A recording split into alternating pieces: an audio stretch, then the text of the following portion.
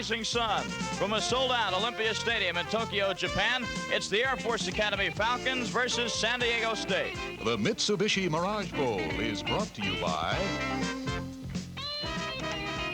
Mitsubishi, Mitsubishi Motors Corporation, Mitsubishi Electric Corporation, Mitsubishi Corporation, Mitsubishi International Corporation. Hello, everyone, and welcome to Tokyo, Japan. I'm Tom Mees in company with Paul McGuire. And, Paul, we've got two teams here that are hungry for a win. San Diego State enters this game, the Mirage Bowl, with the 6-4 record, Air Force 3-7. Well, you know, you're talking about two teams going clear across the world to play a game, Tom, and it's very difficult for them to get fired up for this football game. They want to look great. They want to do well. They want to win the football game.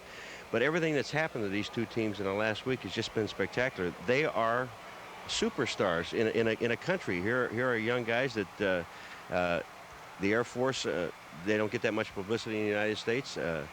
San Diego State, they don't get that much publicity except in San Diego. Then all of a sudden they come over here to Tokyo, and every single guy on both teams, they're superstars.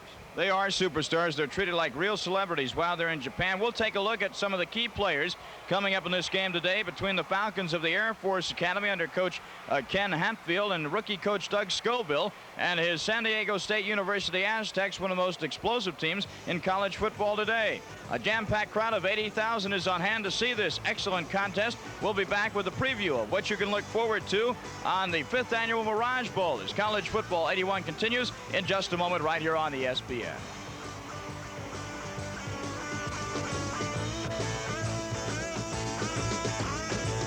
Back to a jam-packed Olympia Stadium in Tokyo, Japan for the 5th annual Mitsubishi Mirage Bowl. I'm Tom Mees in company with Paul McGuire. It's the Aztecs of San Diego State and the Falcons of the Air Force Academy. And Paul, the Air Force Academy comes into this game with a 3-7 record. They run the wishbone formation, and the most important guy in the formation is the quarterback. And we're going to see a good one in senior Ed Antoine as he'll lead the formation today, at least at the start. Well, Antoine is a good quarterback. He's a senior, but they also have a young man, number 11, Marty Latham, who we're going to see quite a bit. Antoine is the kind of guy that you like to have in a football game. He's got experience. He is a senior. He's 6 foot tall. You don't have to be a big quarterback, a tall quarterback, to run the wishbone. And Latham's the same type of a football player, quarterback. He's only 6'1", 180 pounds. He is a sophomore. So these two guys will handle the controls for the Air Force.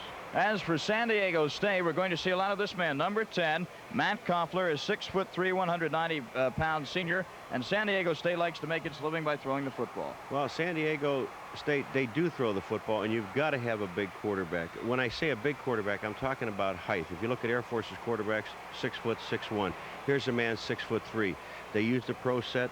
They like to throw the football, and this is the best way that they can gain momentum offensively is by throwing the football. Well, both of these fine teams, Air Force Academy and San Diego State, have fine fullbacks. The man who will lug the ball primarily for the Falcons of Air Force, a sophomore, number 30, fullback John Kirshner, 5'10", 185. That's the kind of size you would like from the wishbone formation. And meanwhile, for San Diego State, number 34, Bull Williams, a 5'10 senior, 230 pounds, Paul. Well, it looks like that these two fullbacks, Tom, should be on the opposite teams, because in the wishbone, you need a durable fullback, because he not only does he take the fakes most of the time, he's going to get hit, he has to block. Kirshner is a 185-pound fullback, 5'10". Now here's Bull Williams, he's 230 pounds, and he's a blocking back too in the pro set, but you think they reverse their roles and have the bigger man on the team that uses the wishbone. Well, we shall see. We have an interesting contrast in styles in this game. Air Force Academy, which likes to run the football out of the wishbone formation. San Diego State, known for years for its passing attack under Don Coryell, and now under their new rookie head coach, Doug Scoville, who's put more offense back into the Aztec attack. There you see the Air Force Academy Falcons on the sideline, and there are the Aztecs of San Diego State University. A Western Athletic Conference game as they're meeting at the center of the field for the toss of the coin. Paul and I will be back for the start of today's game between San Diego State and the Air Force in just one moment.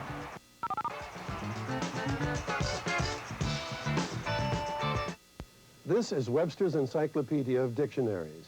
12 dictionaries in one exquisitely... 5th annual Mitsubishi Mirage Bowl is underway from Tokyo, Japan. I'm Tom Mees with Paul McGuire, and Phil Smith, wide receiver for San Diego State, takes the opening kickoff and returns it up to the 22-yard line. So that's where the Aztecs will put it in play. The quarterback is Matt Koffler.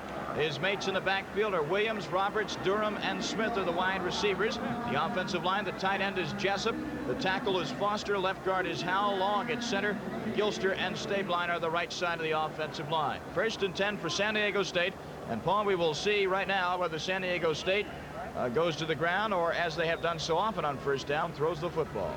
I think they'll throw. This is what they're noted for. All right, Koffler, let's see if he even bothers to fake it. He does not. He sends both backs out of the backfield, and his first pass is intended for his wide receiver on the play, Smith, but it is broken up by Johnny Jackson on a nice play.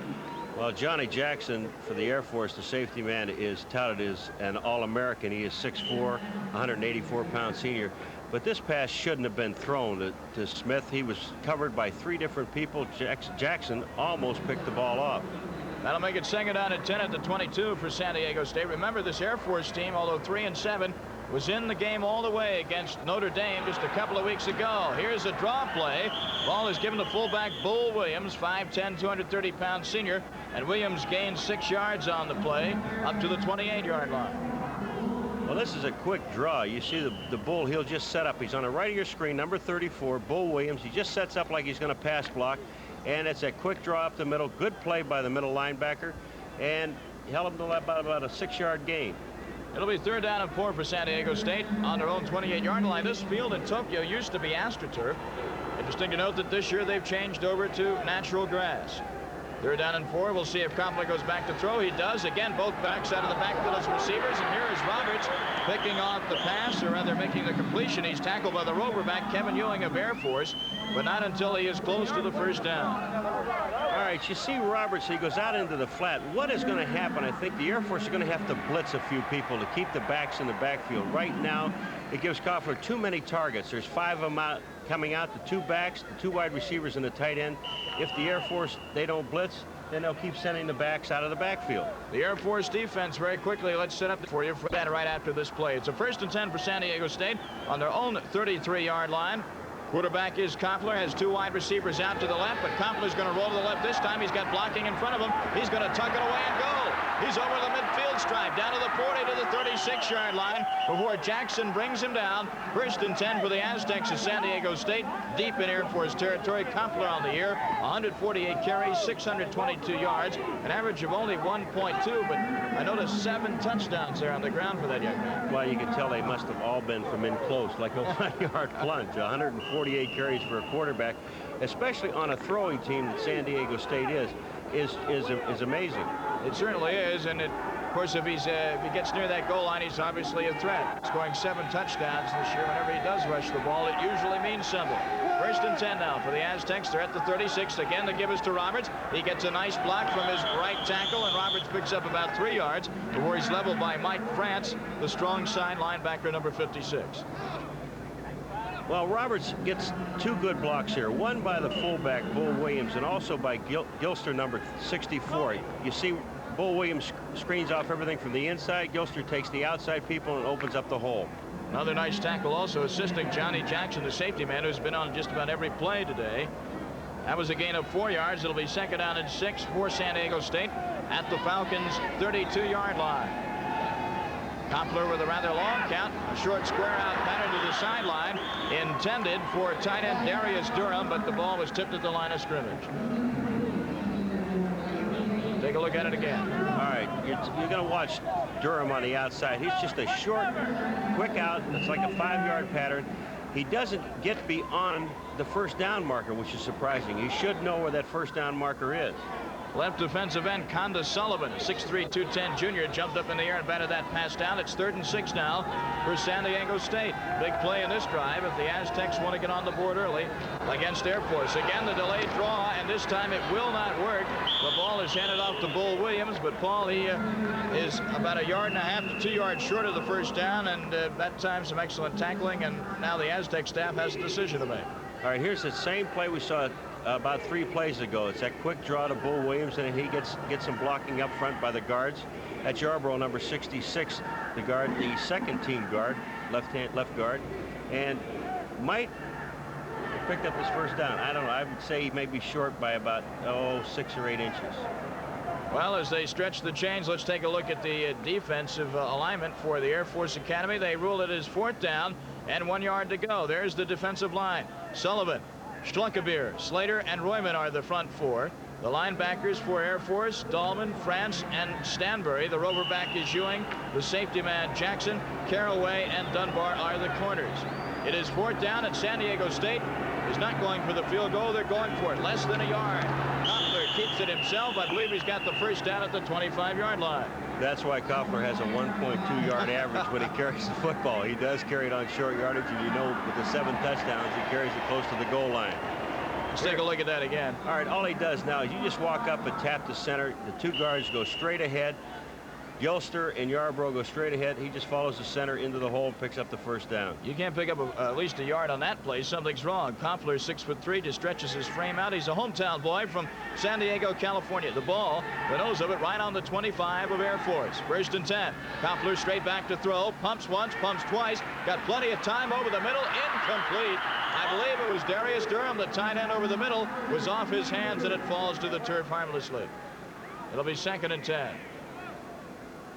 All right, you're going to take a look at Koffler here. I think what he had was a little hitch and go to the outside on the right-hand side. You'll see the little pump fake.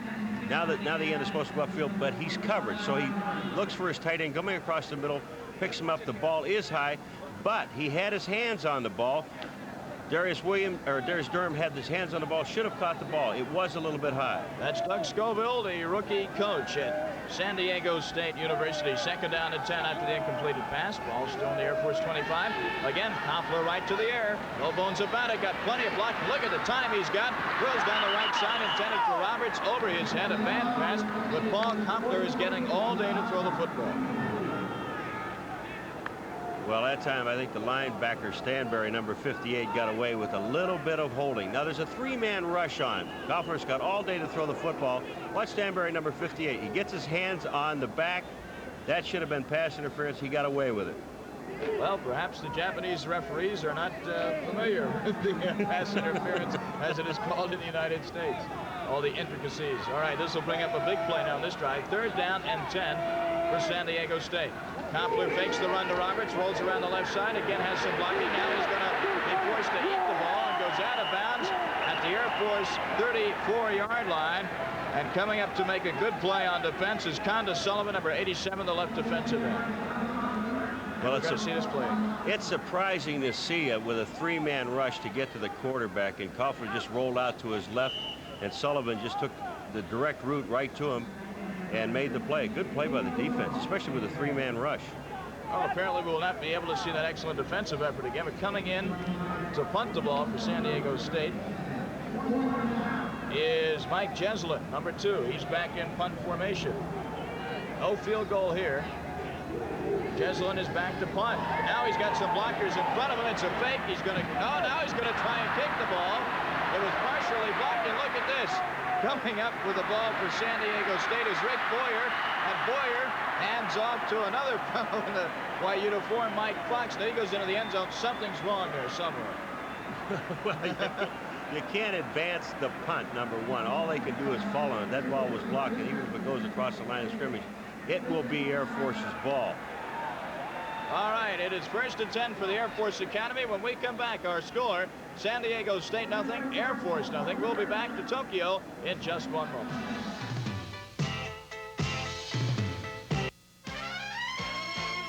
Innovation, Mitsubishi. That last play, Paul, rather weird formation by the punter, Mike Jeslin. All right, Jeslin here, this is, he's going to run the football, but he sees the pressure coming up, so he decides to kick. And remember one thing, once you're running the football like that, there's no such thing as roughing the punter.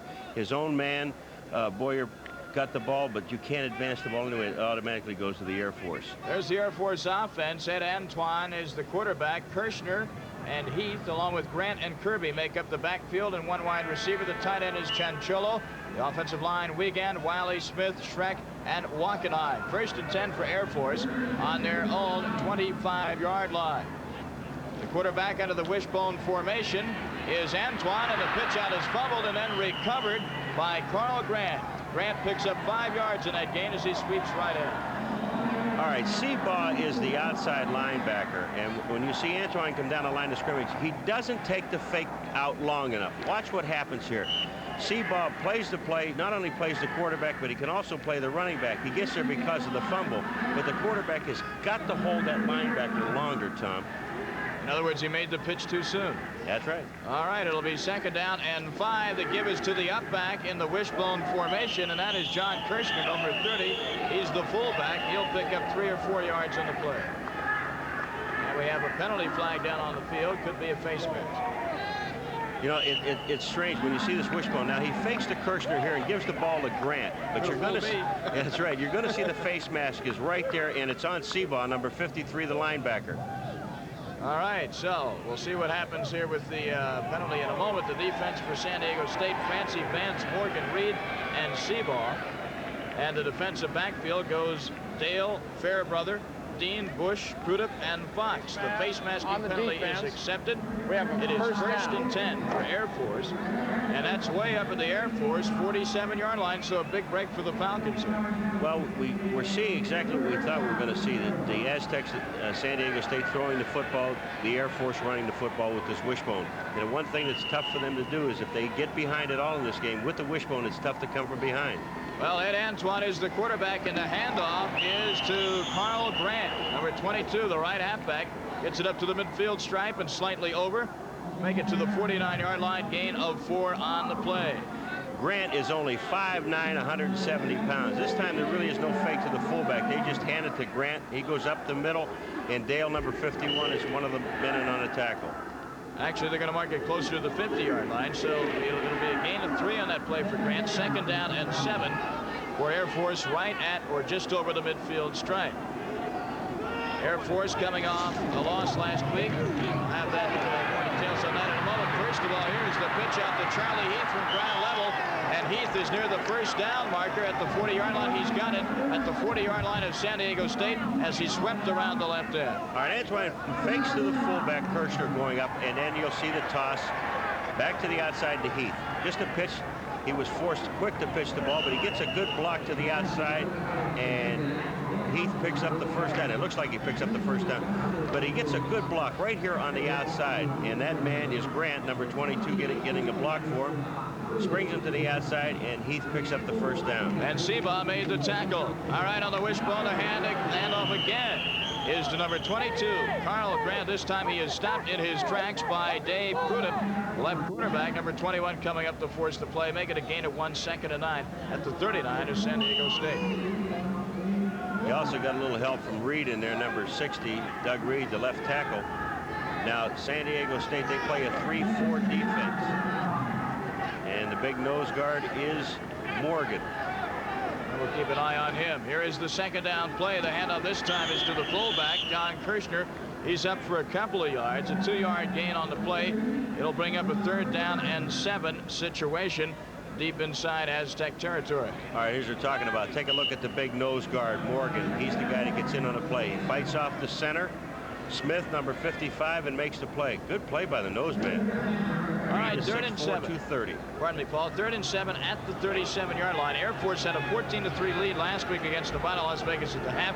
They lost the game by a score of 24-21. So that's a game they feel they should have won. They want to make up for it today. Their season-ending ball game. And now here is Antoine back to pass, and an excellent play by Crudup, the left cornerback, breaks it up. San Diego State known for their pass defending. All right, Crudup makes this play, but just take a look what Antoine has to do here. He fakes the fullback Kirshner. He does not take any steps back. He goes along the line of scrimmage. He's only 1 yard from the defensive line. Crudup comes up and makes the play on the ball. All right, Air Force faces a punting situation now, Paul. 4th down and 7 at the San Diego State 37-yard line. And Coach Ken Hatfield doesn't want to take any chances here with an extra long field goal. He will try and pin San Diego State deep. A fair catch is signaled for, but the ball actually hits around the 20-yard line, went straight up and down, and now bounces inside the 15 to the 13-yard line. That's where San Diego State will take it over. We have no score. San Diego State nothing, Air Force nothing. We'll be back with more action from the Mirage Bowl in just a moment. First and 10 of their own 14 after only a 23-yard punt by Jeff Kubiak of the Air Force Academy. Koffler, the quarterback, handing off to Roberts, and Roberts rips off 6 or 7 quick yards. They're going to mark it up at the 20-yard line. It'll be 2nd down and 4. Don Roberts on the year, 46 carries, and you saw his yardage total. And there is a concerned San Diego State coach in Doug Scoville. Well, Doug is looking at it now. Now San Diego State comes out, and they're running the football on 1st down instead of throwing the football. They've seen something on the left-hand side of the Air Force defensive line, and they're going to try to attack it. Gain of 6 on the play for Roberts. 2nd down and 4. Stanbury made the stop for Air Force on that last play. Beautiful weather conditions in Tokyo. The weather will be no factor at all. The wind not much of a factor either. And Paco hits Roberts again over the middle. This time Johnny Jackson, who's made several tackles already in this game, stops Roberts, but it's a 23-yard gain up to the San Diego 43. All right, first of all, take a look at the time Koffler has. There's a triple formation. You see Roberts on the outside, on the right-hand side. Williams comes out to the left. There's just no rush on the quarterback. He's got all day, and he hits the back going downfield. He also had the wide receiver Durham down there with him. I don't think both men were supposed to be in the same spot. Now, Darius Durham was looking around saying, am I supposed to block somebody? Yes, he was, and he didn't hit anybody. All right, 1st and 10 at the 43-yard line at San Diego State. Starts a march here. And here's another little dump pass over the middle, and it is complete to number 80, Botro. That is Butro, rather. Butro makes the catch, and he advances the ball for another San Diego State 1st down. This is what happens when the linebackers don't pick up the tight end. Butro is number 80, is the backup tight end. He just goes across the middle. You see the linebackers going very deep. When they do that, that was Stanbury, the linebacker. When they do that, they just dump the ball to the tight end and pick up 1st and 10. Well, the ball is over into Air Force territory now at the 46. 1st and 10. That was an 11-yard gain for the Aztecs. We'll see if they keep it in the air. Koppler goes to Roberts instead. He's got the fullback in front blocking for him, but not too effective as Roberts is stopped after about a yard gain. Keep coming, yeah.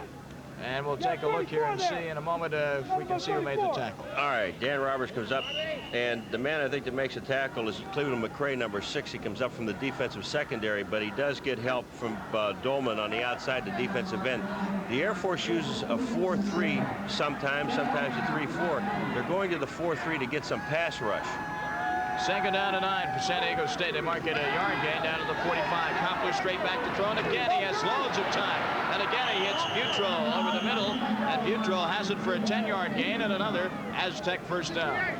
Well, that play is going to work all day long. What I like about it is they're going back to a play that they ran before. As long as they're not covering the tight end going across the middle, they're going to just keep throwing the ball to him. But again, you see a back, and that was Bull Williams, number 34, in the same area that the tight end's in.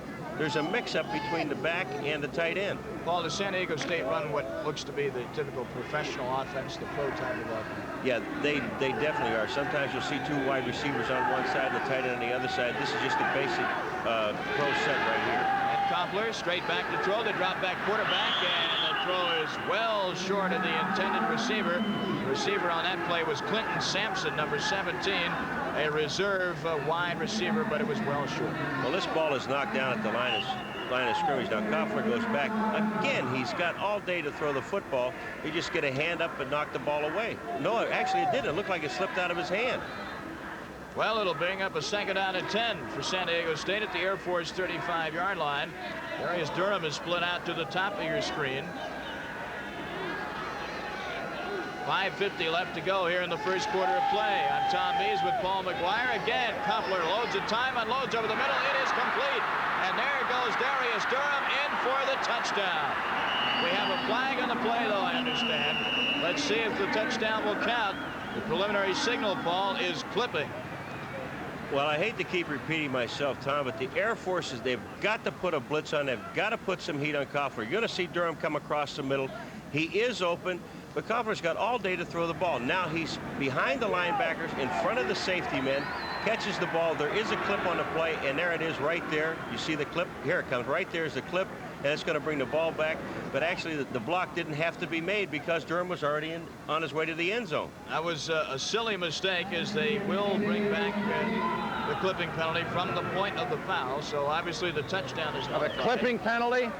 on the offense. Still second down. And it'll be second down, and we'll have to get a yardage reading. The ball is placed back at the 28-yard line. It'll be second down and 5. Well, one thing we're sure of, we don't have Japanese referees. How do you know? Maybe they know English. You know, Paul, they got a crowd of over 80,000 watching this game today. Yeah, but are you ready for this? At $50 a ticket, folks. Back in the States, no one would pay $50 a ticket to see a college football game. A lot of people wouldn't pay $50 for just about anything. Here's a dump out pass to Bull Williams, the fullback, and he actually loses a yard on that play as Air Force had it diagnosed well. And we're going to see a replay. And watch Dahlman, number 90 here. All right, and Sullivan's the man that gets to the outside, too, to help out. Take a look at number 87, Sullivan. He gets out, makes the play, read the screen. This was a screen pass, but just no place to go for Williams. Not when you play it that well. But again, you're seeing the linemen staying, the defensive linemen on the line of scrimmage. They are not getting any penetration. 3rd and 7 for San Diego State on the 31 of Air Force. Koppler under a little pressure now, gets it away, and it is complete to the backup wide receiver Clinton Sampson, a 5'11 junior, 180 pounds. Sampson picks one up as he came back to meet that pass. Well, he did. He is a backup receiver, but the smart thing about it, now take a look at Koppler here. When he goes back, he sees Sampson, and Sampson comes back to the ball. The defender's on him. He comes back to the football, makes the catch in front of the defensive back. That's McCray. Picks up the first down. First down and 10 at the Air Force 16-yard line. So our first real threat of the football game posed now by San Diego State. Under 5 minutes to go in the first quarter. No score between Air Force and San Diego State. The annual Mirage Bowl on ESPN. Koppler over the middle, intended for, I believe that was Sampson coming over the middle. Anyway, the pass is broken up. It'll be 2nd and 10. All right, now take a look at the difference here. Now watch, there's the blitz by the Air Force. They're putting the heat on Koppler, has to get the ball away quick, and the pass is thrown incomplete. It was knocked down. That was Durham, number 88, coming across the middle. But that's what they have to do, to put the pressure on the quarterback, to force him to get rid of the ball sooner than he wants to get rid of the ball. Incompleted pass. Best pass defense is at rush, and so far Air Force has not been able to put it on Koppler. Now they come with a blitz. They're sending a linebacker too, and Koppler is forced out of the pocket, throws back across the grade, just threw that away, way out of the end zone, almost hit the windshield of the car back there. All right, that's a strong side linebacker. You're going to see number 56, France, is the man that comes through. Mike France, he's 6 foot, 204-pound senior. But take a look at, they had a full-scale blitz on, and look at 56. You don't have enough people by taking the backs out of the backfield. There are not enough people to block up front. Hubbard does a smart thing. Instead of taking a loss, he just throws the ball out of the end zone. And had there been somebody in the driver's seat, they could have caught it. All right, 4 minutes, 24 seconds left in the first quarter. There is no score. I'm Tom Mees along with Paul McGuire. We have a big play now in this football game. 3rd down and 10 for San Diego State at the Air Force Academy Falcons 16-yard line. Koppler rolling to his left, got plenty of time, picks out a receiver and overthrows Darius Durham at the 3-yard line, but he was well covered. And now San Diego State will have a decision to make as to whether or not they'll go for the field goal. Well, they have to take the field goal after that disastrous fake punt or whatever that was supposed to be earlier. I think they're going to go for the field goal.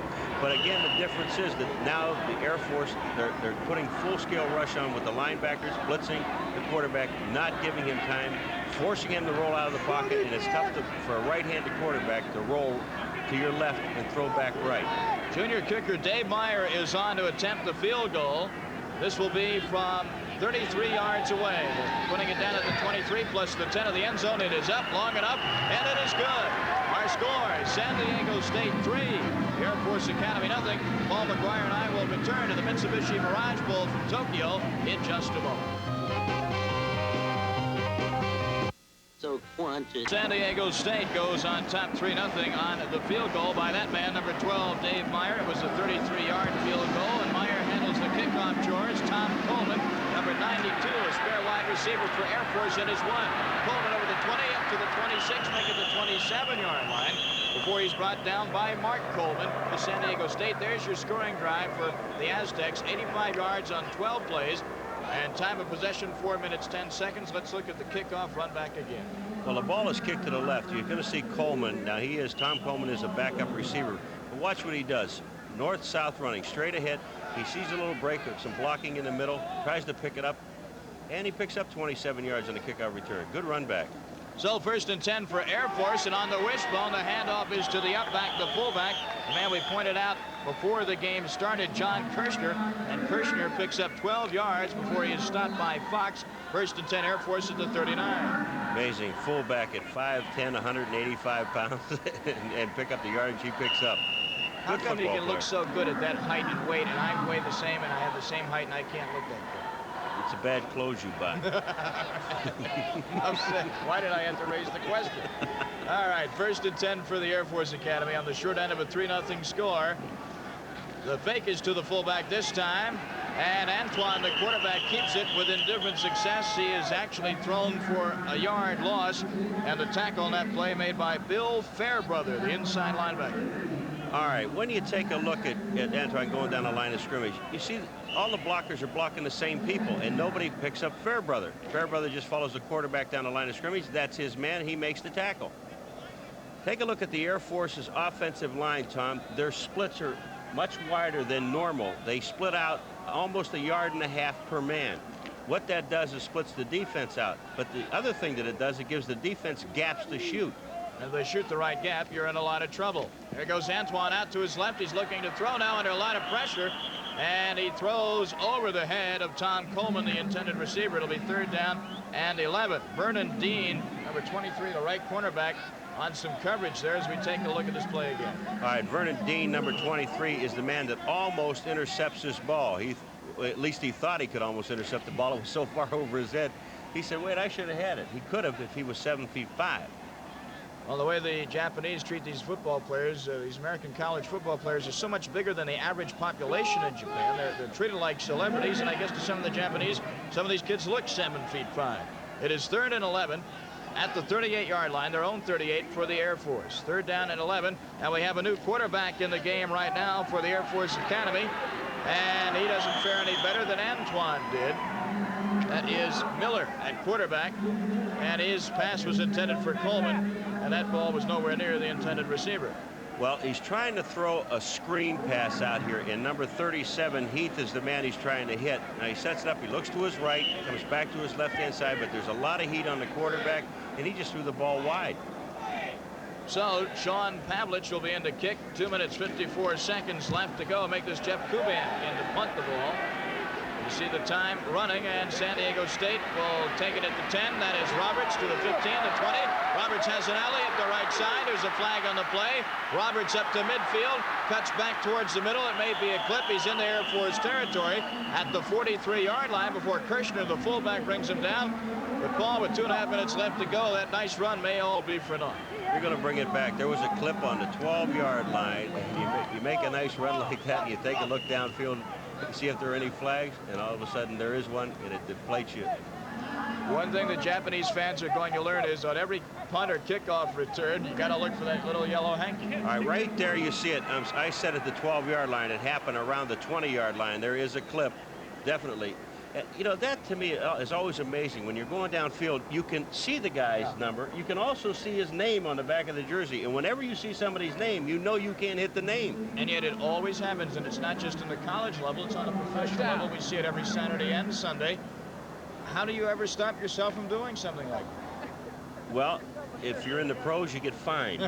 If you're in college, they bench you. All right, anyway, it brings the ball back to the 8-yard line for San Diego State. Not ideal field position for quarterback Matt Koppler, the senior playing his last game for San Diego State. Gives it off to Don Roberts, who has been a workhorse in this game. Roberts picks up a yard, maybe 2. Stanbury makes the stop up at the 10. It'll be 2nd and 8. All right, Roberts just ran that punt back, but take a look at here. The defense is just sliding down the line of scrimmage. The big bull got a good block in there, but he didn't get any help from his friends. And the Air Force's defensive line just slid down the line of scrimmage, but they've been playing on the line of scrimmage all day long. What Koppler's got to do is go back and throw the football. Don't be afraid to throw it in this territory. Well, that's the point I was going to raise. Would he be conservative so deep in his own territory? We will find out on this play. Strong side is to the left. He's going back to throw. He's got his man. It's Roberts at the 15, up to the 17, just about the 18-yard line. Gain of 7 yards on the play, and I believe it'll be just short of the first down. Maybe they will have to measure. All All right, here goes the Air Force back in that same thing again with a 3-man rush. You've got 5 men on the offensive line of scrimmage blocking 3 people, and it's almost impossible for the 3 defensive linemen to get to the quarterback. Well, they said they need a yard still for the first down, so as the clock runs here in the first quarter, 1:25 and running now. It'll be 3rd down and 1 up the 17-yard line. You see the red pom-poms. Those aren't San Diego State fans as Kompler dives for the first down. They distribute the pom-poms to the Japanese fans who come to the game, and they wave them throughout the whole game, and sometimes they don't think they know what they're waving them for. All right. Take a look at Kompler now. He just takes the ball 6'3". The big quarterback knows he only needs a half a yard. Just lunges forward. And when you get the defensive line split out like that, all he has to do really is walk up. The only man he has to talk to is kind of tap the center on the rear end and say, let's go. 1:10 and running on the first quarter of play. 3-0 to score San Diego State. If you're just tuning in, I'm Tom Mees with Paul McGuire. This is the 5th annual Mitsubishi Mirage Bowl from Tokyo, Japan. I'll explain some of the history of this game as we go along. Here is Roberts at workhorse out of the backfield again, and Kompler hits him with a pass, an 11-yard gain, and that should be another San Diego State first down. It is, but under a minute to play, and we're going to take a look at Doug Scoville's team in action again.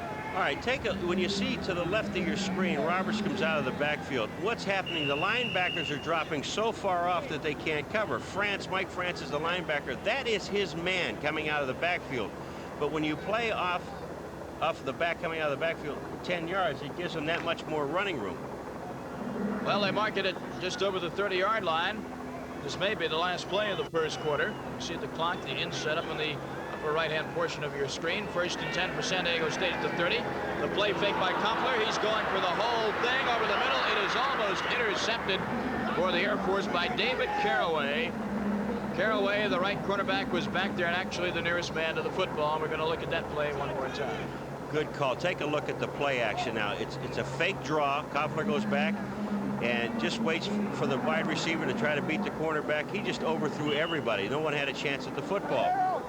Phil Smith was the intended receiver, and that'll stop the clock on the incompletion with 21 seconds left. And again, it'll be 2nd down and 10 for San Diego State. Smith was the intended receiver, but the defender, Caraway, was actually nearer to where that ball landed. Kompler back to throw again. Little dink pass over the middle, and it is complete for the first down to Darius Durham. Durham, a 14-yard gain with 14 seconds left on the clock as they stop the clock to move the chains up. This is an excellent call with Durham because he knows that the linebackers from the Air Force are dropping off so far. And all he's doing now is waiting for Durham to clear underneath the linebackers now. Not behind him, but in front of him. He dumps the pass over the middle. They pick up the first down. Good call. So, the San Diego State Aztecs have a 3-0 lead. We have reached the end of the first quarter of play from the Mitsubishi Mirage Bowl on ESPN. When we return, San Diego State will have it 1st and 10 from their own 44-yard line to score. At the end of one quarter of play, San Diego State 3, the Air Force Academy nothing. We'll be back with second quarter action in a moment. Air Force Academy head coach Ken Hatfield, Paul, is talking to his quarterback Antoine. Hatfield just signing a new 3-year contract at Colorado Springs.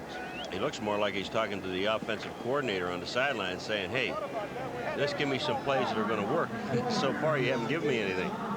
Well, Ed Antoine has been his quarterback with all but one play so far in this football game, but he'll have to wait a while to get his chance because San Diego State, as we pick up the second quarter, goes 1st and 10 from its 44-yard line, and the handoff in the middle is to Roberts, who's been just handling the ball just about every play, either running or pass receiving. He'll gain about 4 yards in that play. Up to the 48, it'll be 2nd and 6. This kid Roberts' ball is going to get tired of calling on him every play. Well, we don't really have. The big back is Bull Williams. He's 5'10", 230. Roberts is 5'11", 190, a junior. Good football player. We found out this first quarter he has excellent hands. This has come out of the backfield a couple of times. You see passes of quarterback Matt Kompler. Will go on 2nd and 6, straight back to throw. Deep drop, plenty of time. Throws over the middle. It is complete. And it goes to number 6, the wide receiver, Phil Smith. Smith is inside the 40-yard line, down to the 37-yard line, and he'll have a San Diego State first down. Well, you see the 27th reception of Smith, but just take a look at what he does.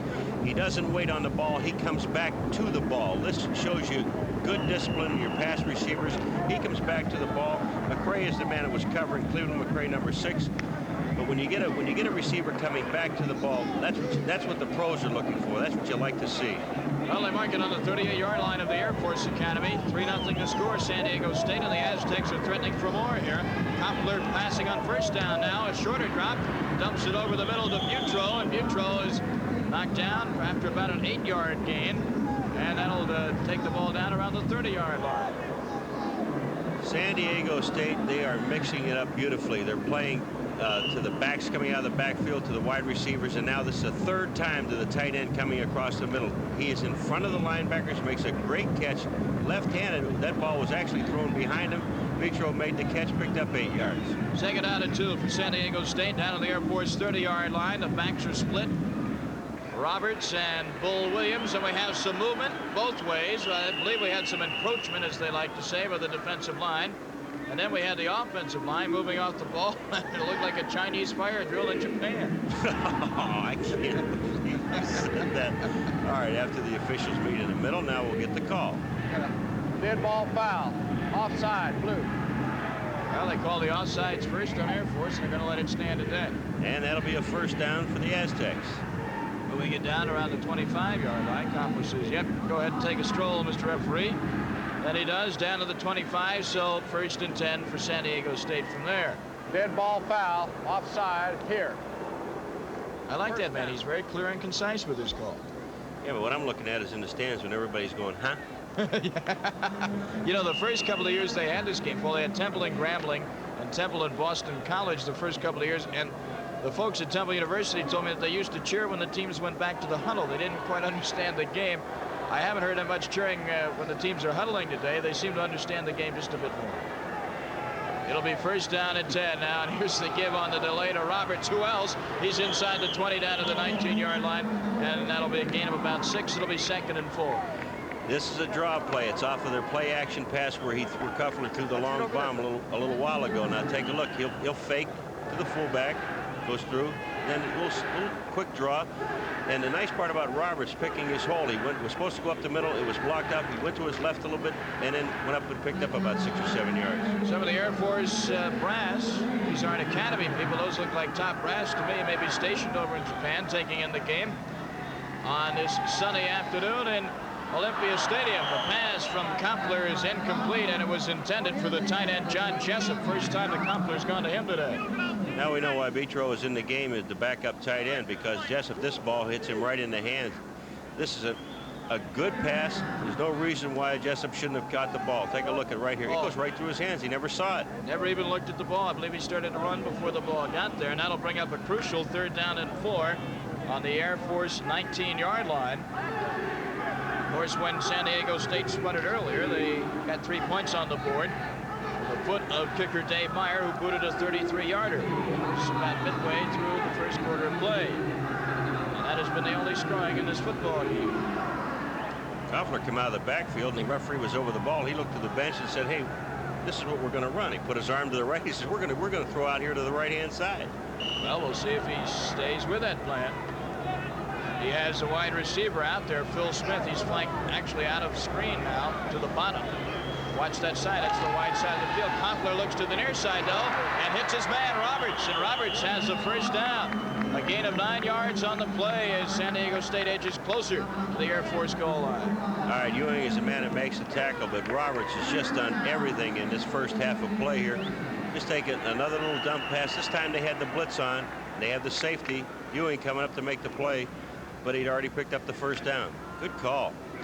The ball is just inside the 10-yard line. In fact, they're going to mark it about the 9.5. Technically, I guess it's 1st and goal. You cannot make a 1st down here without getting a touchdown if you're San Diego State. And here, almost pulling his way into the end zone, is Bull Williams. He's inside the 5 down to the 4. Heck of a run by Bull Williams as he punished some Air Force Academy tacklers on that play. I just love the way Koffler has mixed everything up. He's been going to Roberts most of the time, and all of a sudden the defense forgets about the big fullback, Bull Williams, and he hands the ball off to him, and he picks up 6 or 7 yards. The San Diego State team, perhaps their most impressive win of the year, was over Iowa State, and it wasn't even close. They blew them out in San Diego. Iowa State's a pretty good football team. It says something for San Diego State. Meanwhile, Mr. Roberts gets the call. He'll gain a yard or two on the play. But Paul, I know you saw Iowa State play earlier in the year. For San Diego State or anybody to beat that team is an accomplishment. Yeah, it is. Iowa State's a good football player. Take a look at the right guard. 64. Gilster, he moved before the ball, and I don't know if they called the penalty or not on this play. No, they didn't. But he did move before the ball was snapped. Well, now, let's see. Yes, I believe they have called a penalty for illegal motion. A little bit late, but they called it. And that will move the ball back, of course, 5 yards. I would think that Air Force Academy would want the ball moved back. Well, the Aztec coach didn't worry too much about it. They're over laughing on the sideline, so it didn't bother them. Well, they got that field goal kicker Meyer, who can boot it from a long way away. San Diego State leading 3-0. And we'll see what Compler and company do now as you see the ball move back to the 10-yard line. So that was the 5-yard penalty. It's second down and goal from the 10. Here come the linebackers again on the blitz. They are picked up. Somebody should be open, and it's Roberts in the end zone for the touchdown. 10-yard pass from Compler to Roberts, and the Aztecs lead 9-0. And Scoville, the coach, says we had them all the way. Yeah, he said he had them all the way. What happens in a play like this when you have the linebackers blitzing? You're going to have the safety that has to cover the back coming out of the backfield, and when that happens, he's already back in the end zone. He has to come up to try to make the play on him. But you see how far away the safety is. That's Ewing again, number 45. Just no way to get to Roberts. Touchdown. And it really appeared rather easy as you see the Aztec colored pom-poms in the stands there. It looks like the Rose Bowl. They have almost as many people. Meyer with a point after touchdown attempt, and it is no good. Off to the right. The score, San Diego State 9, the Air Force Academy nothing. We'll be back to the Mitsubishi Mirage Bowl in Tokyo in just a moment.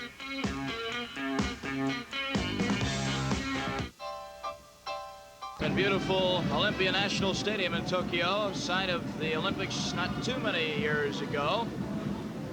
And right now the flame is burning for San Diego State University and its fans. The Aztecs went 92 yards on 14 plays, ending on a 10-yard pass from Compler to Roberts. The Air Force Academy cheerleaders are whooping it up, but right now I'm sure that they'd be a little bit happier, Paul. They had some points on the board. Well, I don't think that the Aztecs will shut them completely down in this game. But the only problem is that you're running that wishbone, and you're basically a running football team, and they've got to get something going. Well, we'll see if they can get something going before the half ends, because here is Dave Meyer into the ball. Kickoff not too deep, and it is taken by Carl Grant, number 22. Grant going up the left side now over the 25, over the 30, out of bounds around the 33-yard line. Actually, they're going to mark it on the 31. We're here at the 5th annual Mitsubishi Mirage Bowl. Of course, this game is sponsored by a Japanese car company, the Mitsubishi Company. And you know, the Japanese, Paul, pay all the expenses for both teams to come over to this beautiful stadium, and they stay a whole week in Japan, see the sights, and play football. Are they paying ours? I hope so. After all, we're pretty high up on top of the stadium. You can see the beautiful natural turf that has been put in here. Until recent times, that turf was AstroTurf. And they had a very treacherous game here about 3 years ago. One of the first football games they had. It rained like the dickens, and there was all sorts of slippery spots on the field. Now in at quarterback for the Air Force Academy is Marty Louthan, and Louthan faked the handoff, and ending up with a football is Carl Grant. Grant turns the right side for big yardage. He'll have a first down. Carl Grant, 5'9", 170-pound freshman. And this is a excellent fake up the middle. And then a little toss outside to Grant. Gets a good block downfield. Keeps his balance, breaks back to the inside, and picks up a first down. Well, the first play for quarterback Marty Louthan, a 6'1", 180-pound sophomore, is a successful one. And he gets the Air Force Academy off and winging over the 50-yard line into San Diego State territory. Here's a fumble, but recovered by Hall. The ball was given to number 41 of the Air Force Academy. Number 49, Darrell Hall. Now, wait a minute. They say San Diego State has recovered the football. It'll be Aztec ball. Let's see if we can see what happens. All right, here's when you put a new quarterback in the game. It is just a poor handoff. He never does get the ball back to the halfback, and resulted in a fumble. San Diego State gets the ball. All right, we'll check and see who the running back was on that play. We have non-roster players in the ball game for the Air Force Academy. We apologize for not being able to identify number 41 in the blue and white, but we'll try to see if we can come up with his name for you a little bit later on. Anyway, here is Kompler at the helm of San Diego State as they try and take advantage of that turnover and turn it into some more quick points. Kompler back to throw, looking left, right, over the middle. Every which way but loose, and he hits Don Roberts inside the 40, down to about the 37-yard line.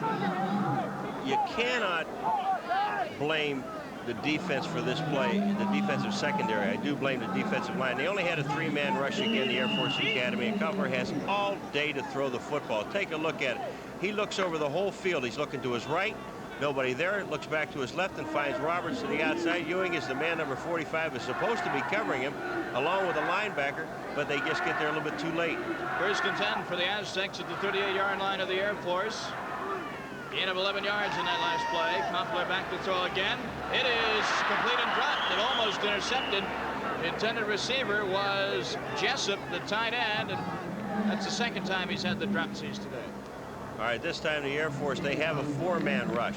They put a little heat on. They send a linebacker, and they come up the middle. And look at this ball. This ball is right in his hands, and it bounces off an Air Force man, number 17, Johnny Jackson, the All-American. Almost had an interception. Ball should have been caught, no doubt about that. Second down and 10 on the 38. Should have been caught by somebody. Kompler dropping straight back about 8 yards. Now he has to scramble a little bit, and you can see he put a little pressure on the man. He appeared to be a little bit rattled there, Paul, and he's sacked for a 2-yard loss back at the 40-yard line. Sullivan had good pressure on that play for Air Force. Well, again, here we are with the 4-man rush, and when that happens and they do put some heat on the quarterback, that's the best, as you said before, the best defenses you can have for the secondary. Get the heat on the quarterback where he can't look over downfield and try to find a receiver. That time Kompler had to eat the ball. And there's a bird I don't want to fool around with, my friend. It's third down at 17. Actually, the ball is marked at the 45. Some of the yard markers a little bit hard to see. That was a 7-yard loss in that last play. So out of the shotgun goes Kompler now to try and make it up. And he has his pass complete to Darius. Number 88 has it complete to Darius Durham inside the 10-yard line. A 36-yard gain from Kompler to Durham. Tackled by Jackson. This is a beautiful pass. Now take a look at it out of the shotgun. You get about 7 yards deep, then he drops back another 3 yards. Take a look out here. Ewing, number 45, looks back after the ball has been by him. He never saw the ball. He's playing the man all the way. Durham made the catch and then made a nice run afterwards. So it is first and goal, Paul, again for San Diego State inside the 10-yard line at the 9. And again, Darius Durham is split out wide. He's to the top of your screen. Kompler looking over that way. Now he's under a rush. And will he go down? No, he gets away from the rush. Now setting up at the 20. Down the field. It is incomplete. Roberts makes the catch, but out of bounds. And Mike France, the strong linebacker, the strong side linebacker is the man, Paul, I believe, that had the pressure on that play. I'll tell you, France had him in the backfield. They sent a full-scale blitz up the middle. France, number 56 for the Air Force, gets the Kompler, but watch the quarterback squirm out of it. In the pros, he would have been down. The whistle would have been blown. The Kompler gets back out, still finds a receiver, has enough poise to set up and throw, but the ball is out of bounds. Don Roberts made a fine catch, but out of bounds. It is second down and goal on the 9. There is timeout for San Diego State. Our score, the Aztecs 9, Air Force nothing. We'll return to Olympia Stadium in Tokyo in just a moment. ESPN is your headquarters for college basketball action this season. The Shockers of Wichita State visit the 49ers of Long Beach State. You'll see it live Tuesday, December 8th, 10:30 Eastern Time, 7:30 Pacific Time. Paul, Wichita State is led by Antoine Carr and Cliff Livingston. A very exciting team. More about that in a moment. Back to football. Kompler for San Diego State has a touchdown as he rolls to his right and hits Clinton Sampson, the 5'11 junior. And all of a sudden, it is 15-0 San Diego State. Clinton Sampson, the wide receiver on the outside, all he did was run a little corner pattern. Kompler takes a roll to his right. Now he has the option to run or pass. You see Sampson wide open in the corner and just drops the ball in. Just a perfect pass. Hello, touchdown. And it is now 15-0. It'll be interesting to see if San Diego State goes for the 2-point conversion here, or they'll just go for the single point. Well, they're just going for the one. Dave Meyer, number 12, who missed his last point after touchdown, is in there to attempt this one. And this one splits the uprights. It's right through there. So as we approach the end of the first half, and we still have a few minutes to play, the score is San Diego State 16 and the Air Force Academy nothing. I'm Tom Mees, along with Paul McGuire from the Olympia Stadium in Tokyo, Japan. A reminder right now that if you like to see some of the best college football talent that will be turning pro next NFL season, be sure and tune into the Senior Bowl live on ESPN and exclusively on your source for sports from Mobile, Alabama. Coming away Saturday, January 16th. That's 1:30 Eastern, 10:30 a.m. Pacific time. And Paul, this is some of the best talent in the country in their first exposure to professional type offenses and defenses, and also some professional type money. Well, this is the one game where all the players are looking for to become draft choices in the National Football League, but it's also a place where the coaches that are out of work all go. You'll find all the pro coaches down there, the ones that are employed and the unemployed. Well, they'll all be there. It's a great pageant, and the folks in Mobile, Alabama do a fine job putting that bowl game on every year, and we're glad to have the Senior Bowl here on ESPN. You'll see it live this coming January 16th at 1:30 p.m. Eastern, 10:30 a.m. Pacific time. San Diego State's Meyer kicks off. It's a high end-over-end kick, and Carl Grant takes it on the run at the 10.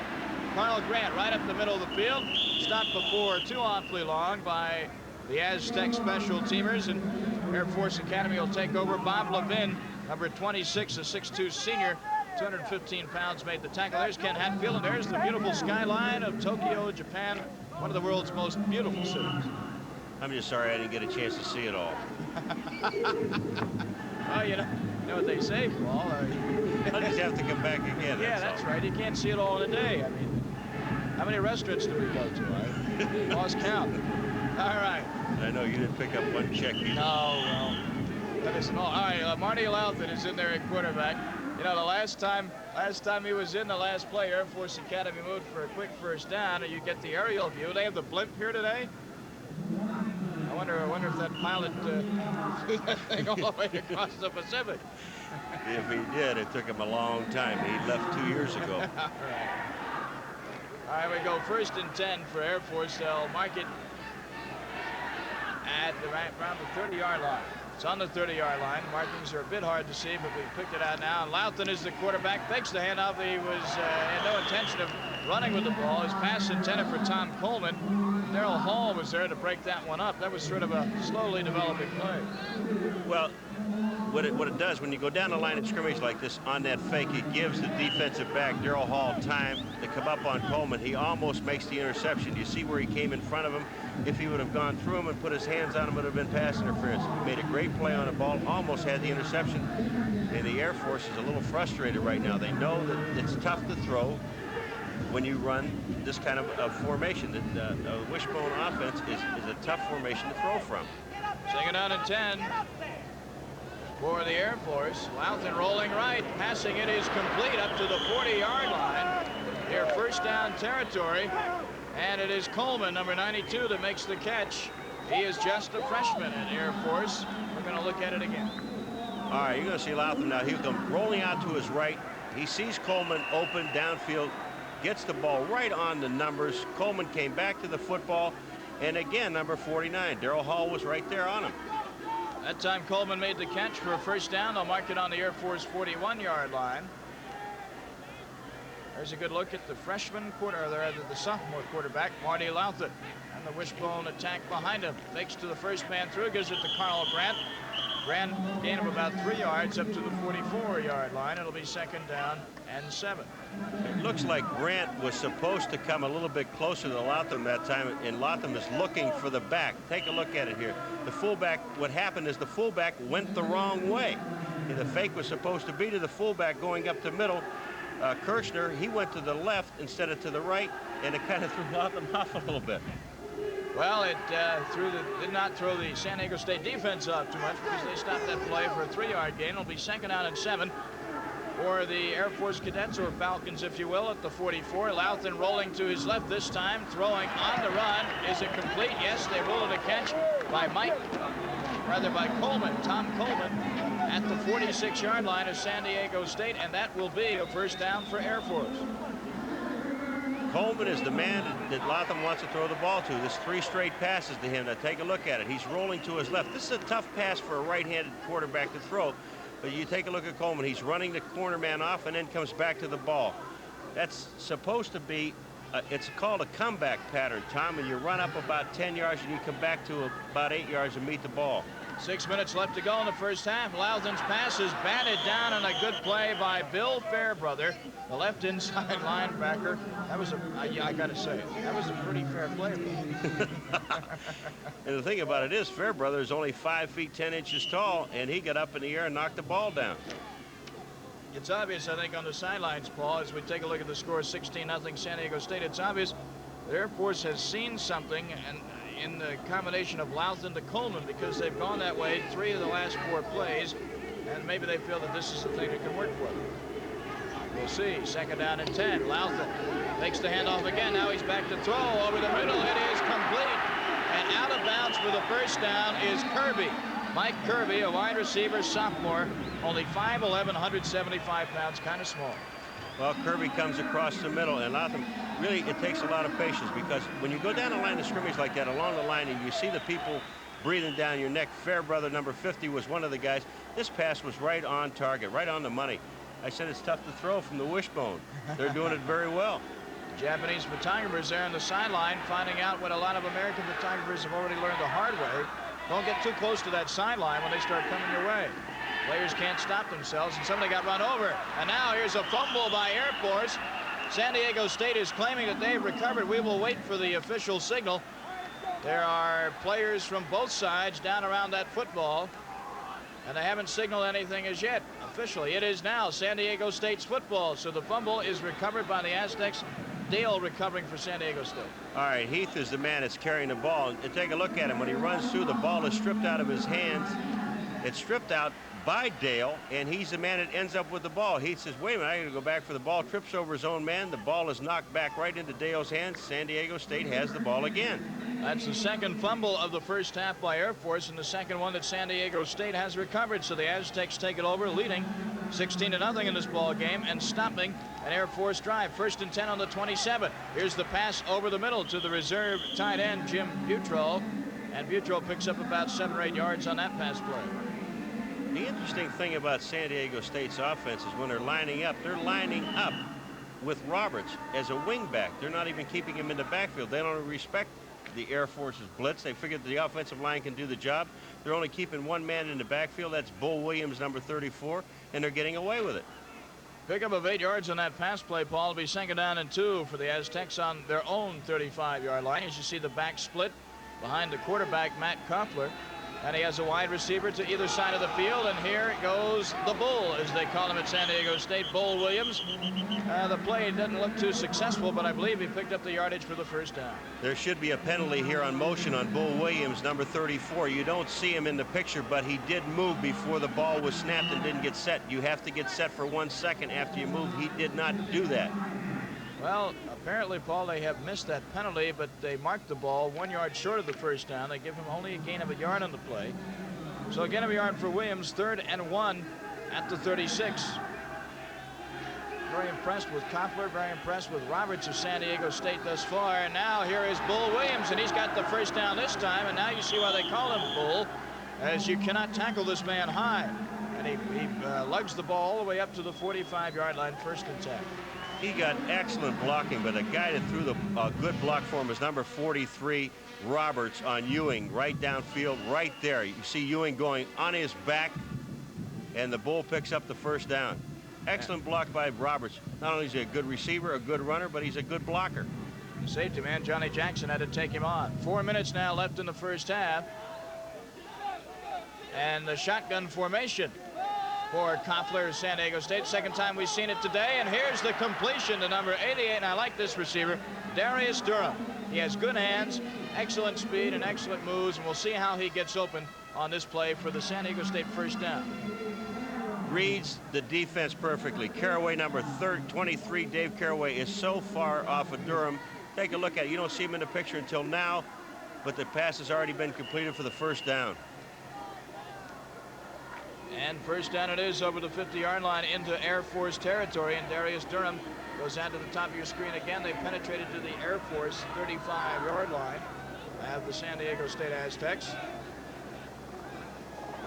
And Koppler is going to the air again. This time gets some pressure on the right side, rolling right. Got to get rid of it or hang on to it and get out of bounds, and he gets out of bounds, but he'll lose some yardage back to the 41-yard line, a loss of 6. And Tom Schluckebeer, a 6'3", 245-pound senior. There you see him, number 71, Schluckebeer from Saginaw, Michigan, made the play. First he had Pete from number 90, Dolman. He came from the outside, but it gives you an idea of the quick feet and the mobility of Koffler. He just got to the outside, didn't gain any yardage on the play, lost a little bit as a matter of fact, but he did not throw the ball away, and that's heads-up football. Well, he lost 6 yards in the play, but his team, San Diego State, still leading 16-0, and again Koppler will go from the shotgun formation. 2nd and 16 from the Air Force 41 as the Aztecs try and tack up some more points on the board before halftime. Crowd of over 80,000 enjoying this one at Olympia Stadium in Tokyo. Over the middle, Koffler goes to Darius Durham again. Yeah, he'll pick up some yardage, but he will be tackled far short of the first down by weak side linebacker Tom Stanbury. Tom Stanbury is the linebacker. Now watch, Durham's going to try to get underneath the linebackers. He cleared out, Roberts goes down and clears out the secondary, but the linebackers this time were not full. They didn't drop off as far as they have been dropping off, and Stanbury's in there to make the play, number 58. San Diego State known over the years for their defensive backs and their wide receivers. And Darius Durham looks like a typical San Diego State wide receiver. So smooth, has a lot of mannerisms as a John Jefferson would, but I'm sure he still has a lot to learn before he comes close to that kind of receiving status.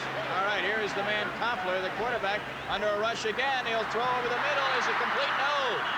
Durham was down at the 1-yard line. Jackson was on him all the way, and San Diego State will be forced to give up this drive. The heat is on with a 3-man rush. Watch Mr. Sullivan, number 87. He gets in there, gets close to Koffler, but he gets back to the outside. Yeah, just look at the mobility of this quarterback, then sets himself to throw the ball. Now, this pass is almost caught, but Johnny Jackson, the All-American, right there. The man they're throwing the ball to is Beachrow, the tight end. But Jackson's right there. That's why this young man is the All-American he is. He stayed with his man, and that's tough to do that long. That is backup tight end Jim Buttrell, 6'3", 225-pound junior, and he's now getting back to his feet. That was a tough pass to try and catch. He had his body extended fully down by the goal line, and when he hit the ground, the ball popped loose, and popping on top of him was safety man Johnny Jackson, who made the good plays. What it accomplishes is that it stops, for the Air Force, it stops the San Diego State drive, and the Aztecs will be forced to punt in the person of Mike Jeslin. Now, the last time he went back to punt ball, it was a rather an adventurous situation. Yeah, well, I don't think he's going to run here.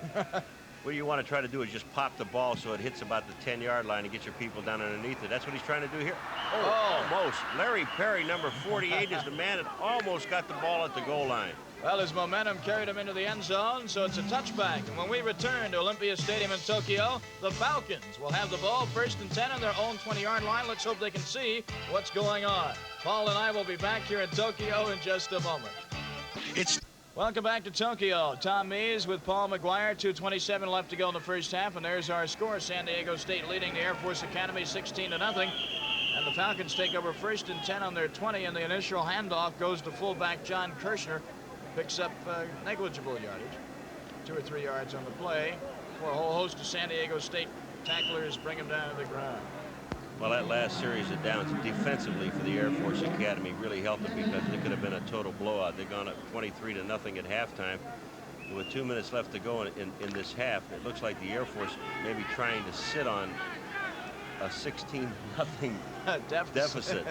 Well, apparently they figure as Louthan rolls to his right and is looking to pass now and goes downfield long. It is almost intercepted.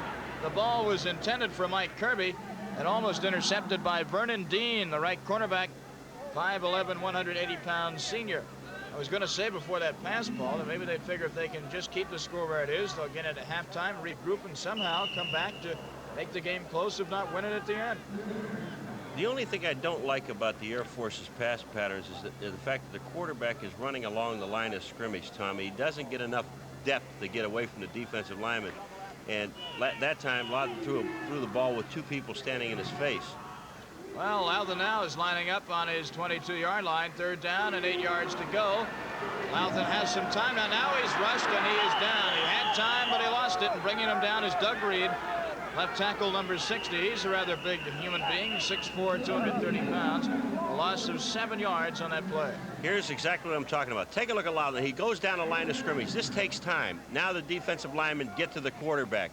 If you're going to drop back and throw the ball, you're not going to fake anybody out 3rd and long situation. Just go right back and throw the football.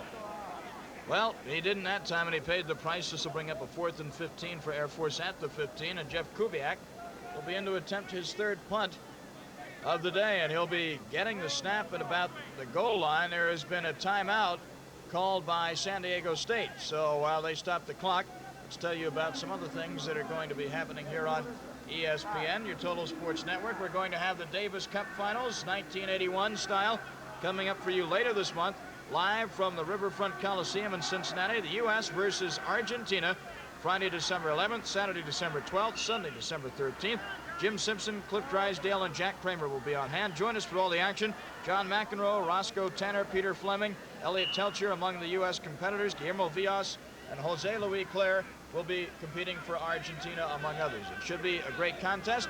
We'll have it for you live, the finals of the Davis Cup later on this month. Right now, here's Kubiak in the punt for Air Force. He is under no pressure at all, and San Diego State receives that pass in the person, or rather receives the punt in the person of Roberts. And Roberts takes it up to around the midfield stripe with about 1.5 minutes to go. Maybe the Aztecs can put something on the board here. All we've seen is number 43, Roberts. I think he even hands out the uniform. This guy does everything for this football team. All right, here's the punt. Good high kick. You see the leg extension. There's Roberts waiting on the ball coming down. Dangerous catch. He should get his body in front of the ball, but the wind took it just a little bit. But he did the one thing he's supposed to do. That's go upfield and gain as many yards as he possibly can. Now they're in a shotgun. And they're into Air Force territory at the 46-yard line. Koffler gets a perfect pass from center. Lots of time to throw from the shotgun. Rifles down the right side, complete at about the 30-yard line. And the pass is caught by San Diego State's Clinton Sampson. We're going to take another look at that one. Well, again, we keep repeating ourselves, but here he is in his shotgun. You got a 3-man rush, and you got 5 guys blocking 3 people. Koffler's got all day long to wait for Sampson to go down, make his move, come back to the ball. Perfect strike right on the number, down at the 25-yard line. 1st and 10 right there, and Koffler is throwing again as we pick up play, and he's going for Sampson again in the end zone. Sampson says, hey, I was pushed on the ground. Where's the flag? There will be none. It'll be 2nd down and 10. Or what? There is a flag now, but it may be against San Diego State. I think they got him for holding. And one of the reasons they won't call pass interference in the end zone like that, because that ball was thrown so far out of bounds, Tom, that he just didn't have a chance to get to the ball anyway. So they're not going to throw a flag on a defensive player on any kind of a bump like that when the ball is already thrown out of bounds. Well, you see an aerial view of the Olympia National Stadium in Tokyo, Japan. Over 80,000 witnessing this college football game this year. The Western Athletic Conference represented by both teams. San Diego State and the Air Force. Here is Koffler again after the holding call. And this time it is almost picked off by the Air Force Academy on the defense for Air Force. Doug Dunbar, left cornerback number 24, almost came up with the pass interception. That ball that time was thrown to Vince Warren, and he wasn't even near the play. Take a look at it here. You're going to see the ball thrown way behind number 1. Vince Warren is down there, but that ball's thrown way behind him. Didn't have a chance at the ball. Now we have another penalty flag on the field, and the options are being discussed with the Air Force captain. Another holding penalty is the preliminary signal. And I would think that the Falcons would push the ball back, and that's exactly what they're doing. And the ball will be marked back at the 43-yard line. It'll be 2nd down and 28 yards to go. Holding penalty here, 2nd down. You know, Like the way he said, a holding penalty here. 56 seconds left to go in the half. I just thought of something. I hope they translate this fellow's calls for the fans. They can't understand English in this. Well, they can read the signs, though. They know holding. All right. 2nd down and 28. How'd you like to call this play? The shotgun formation. Koffler fading to throw about 15 yards behind the line, and he'll hit Roberts again. Who else? He's got a convoy of 3 blockers in front of him. And it's not Roberts, that's Bull Williams, number 34. Williams picks up a few yards, and San Diego State calls time with 45 seconds left. It is a good call because what happens is that you have a three-man rush. The linebackers are dropping off.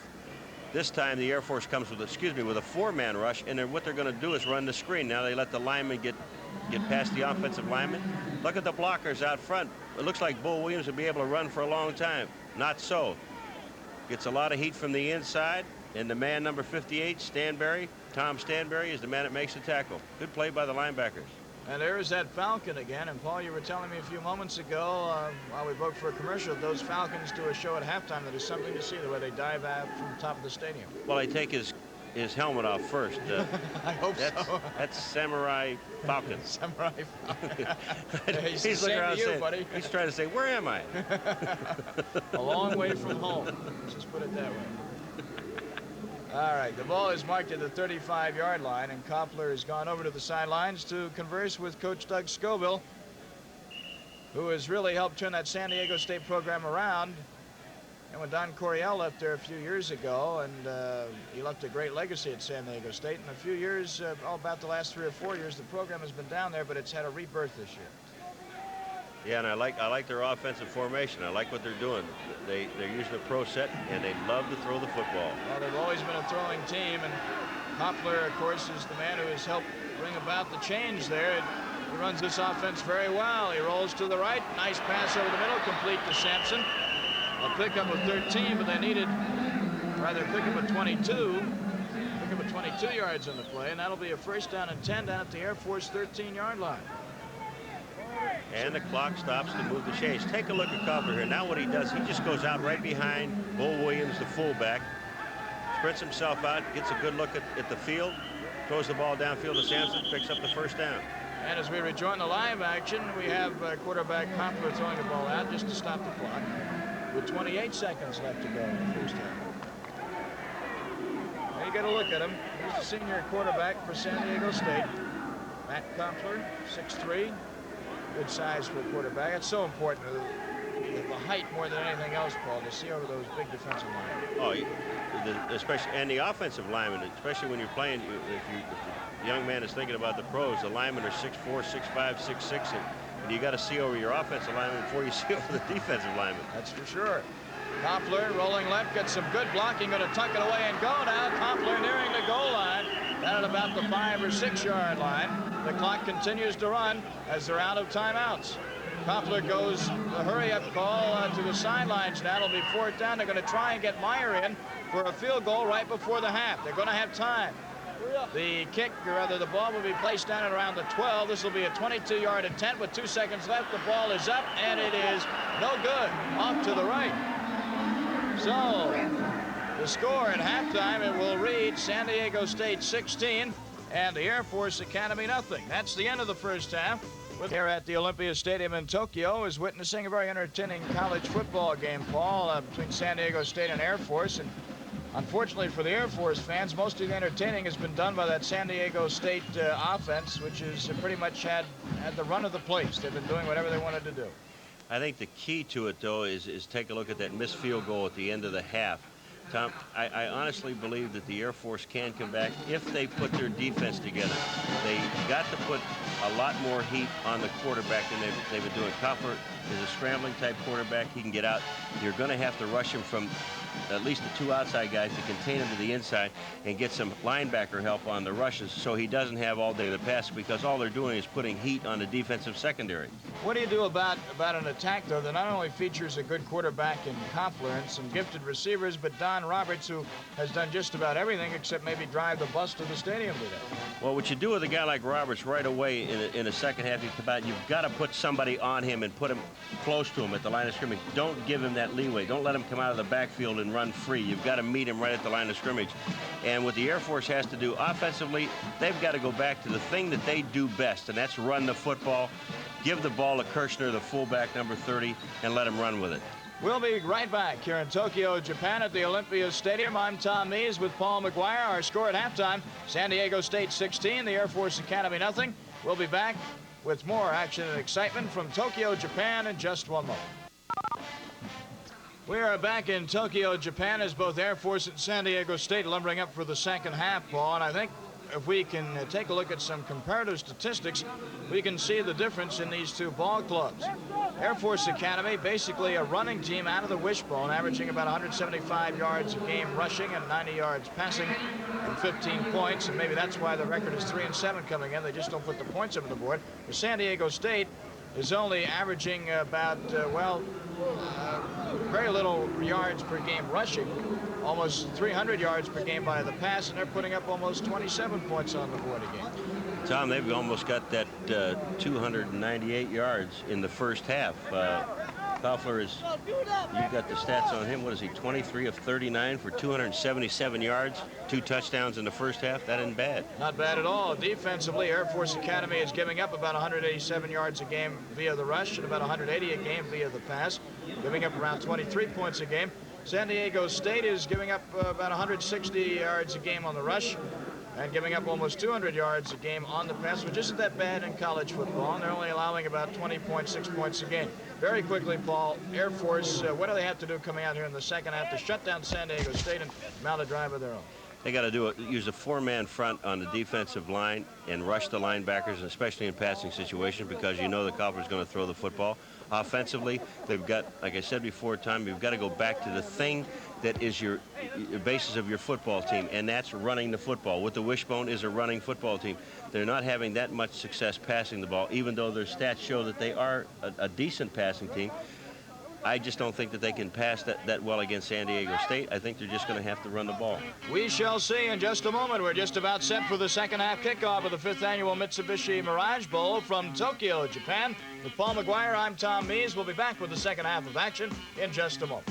I'm Tom Mees in company with Paul McGuire at the Olympia National Stadium in Tokyo, Japan. The hour is growing later. The temperature a bit chilly. And I would imagine the people from the Air Force that we see here are used to the chilly temperatures, but San Diego State isn't used to playing in cold weather. Well, I better get used to it here because it is getting colder and colder. And maybe the cold weather, the temperatures will have an effect in the second half of play. Who knows? As we enter the second half, San Diego State leading 16-0, and it could be a lot bigger score than that. You had the missed field goal right at the end of the half. You had a San Diego State touchdown that was called back because of a penalty, also in the first half. On the other hand, you had Air Force fumbling the ball twice, once during a pretty nice drive down the field. So San Diego State has had a couple of breaks go their way, too, as well as against them. There is Coach Doug Scoville of the Aztecs on the sideline. We're just about set to go. The one thing I don't want to see San Diego State do is sit on the lead that they have. They should maintain and keep doing the things that got them to 16 points, Tom. 16 points is not enough. It is enough to win the game if nobody else scores, but I mean, it's not an insurmountable amount for the Air Force to overcome, and if they play conservative football in the second half, they could get beat. Well, we're going to see right now because Carl Grant is waiting for the Air Force, number 22, waiting for the kickoff with number 12, Dave Meyer, moves into the ball, and it's a short kickoff taken by one of the up men at the 25-yard line, and he stopped at the 27-yard line. So the Air Force will have excellent field position. Heath recovered that kickoff. Heath is one of the running backs for the Air Force Academy. Charlie Heath, number 37. Charlie Heath had to recover it. The ball hit him right in the chest. He never saw it coming. So what is this thing? All right, 1st and 10 for the Air Force Falcons, and starting the second half will be Marty Louthan. Now, Antoine played the first couple of series of this game. Then we saw Miller, a third-string quarterback, for one play, and from there on in, it has been Marty Louthan. He is the man to lead the Falcons here in the second half. It would indeed be an upset if Air Force came back to take this one. Louthan gains about 6 yards right off the bat before he is dumped by San Diego State's defense in the person of Mike Fox. Fairbrother also in on the play. It was an 8-yard gain. All right, here's Louthan. He's coming down the line of scrimmage. He's not even looking at the defensive or the offensive back. What he's doing is he's looking at the linebacker on the outside. If the linebacker commits himself upfield, which he did, Louthan just takes the ball and runs upfield with it. 2nd down and 2 on the 36-yard line. The wishbone attack, and the handoff is to Heath. Heath gets close to the first down, but not close enough. Tackle after about a 1.5 yard gain. It'll be 3rd down and inches. Well, they're doing what I thought they were going to do. They're coming out running the football, and that's what they do best. 3rd down and 1 on the 37. And coming in with the play for the Air Force Academy is Mike Kirby, wide receiver. 16-0 our score. You see the rather warmly clad Air Force Academy cheerleaders in the sideline there for a moment. Third down in just a couple of inches, and did he or did he not get the first down? Kirshner, the fullback, with a handoff. Didn't get much, but then again, he didn't need much, and it's one of those left foot, right foot deals to see where they put it, and the official signaling first down. All right, Morgan, Reed, and Vance, the defensive people up front, but just take a look at Kirshner right here now. He is hit, but they mark the ball where the ball is. Remember, if his knee would have hit the ground, they would have moved the ball back, but his legs are above the ground, so they mark it where the ball is, and they get the first down. You have an interesting comment on a run like that, Paul. There's no such thing as second effort. His first effort was good enough that he got him the first down. Well, I always, you know, if you say second effort, it means he quit the first time. I think it's continuous effort. All right, here's Louthan rolling to his right down the line and passing complete to number 89 for the Air Force Academy. And that is Cianciolo. Fred Cianciolo, the tight end. All right, here's that sprint down the line of scrimmage.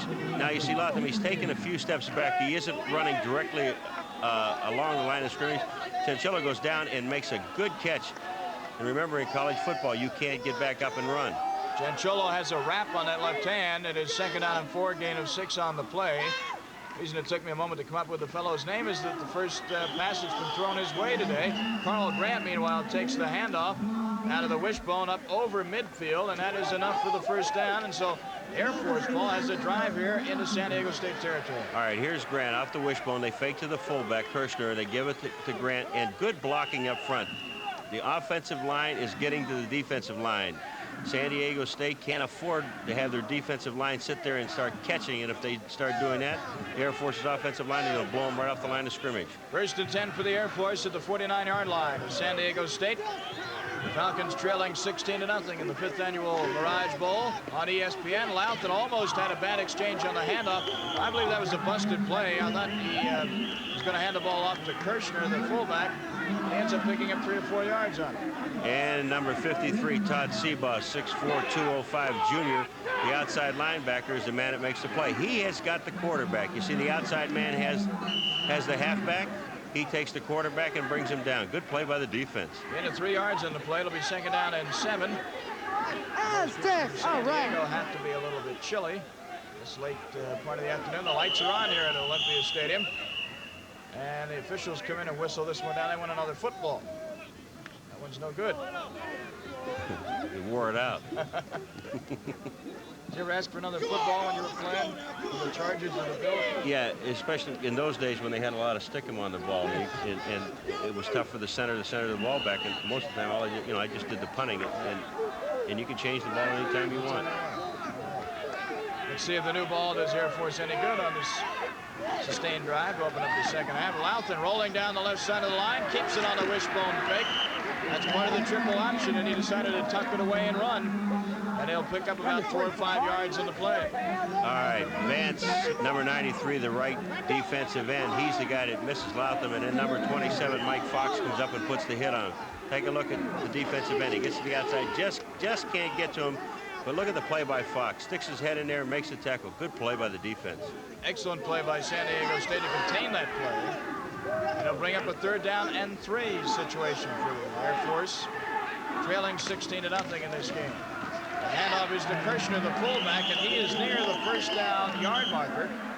Referee is coming in asking for a timeout. And he will either signal first down once he sees, yes, he will. All right, I thought he was either going to signal or call for a measurement, but it is another first down for the Air Force. They're doing it slowly but surely. Take a look at Kirshner. He's only 5'10", 185 pounds, but watch when he gets to the hole.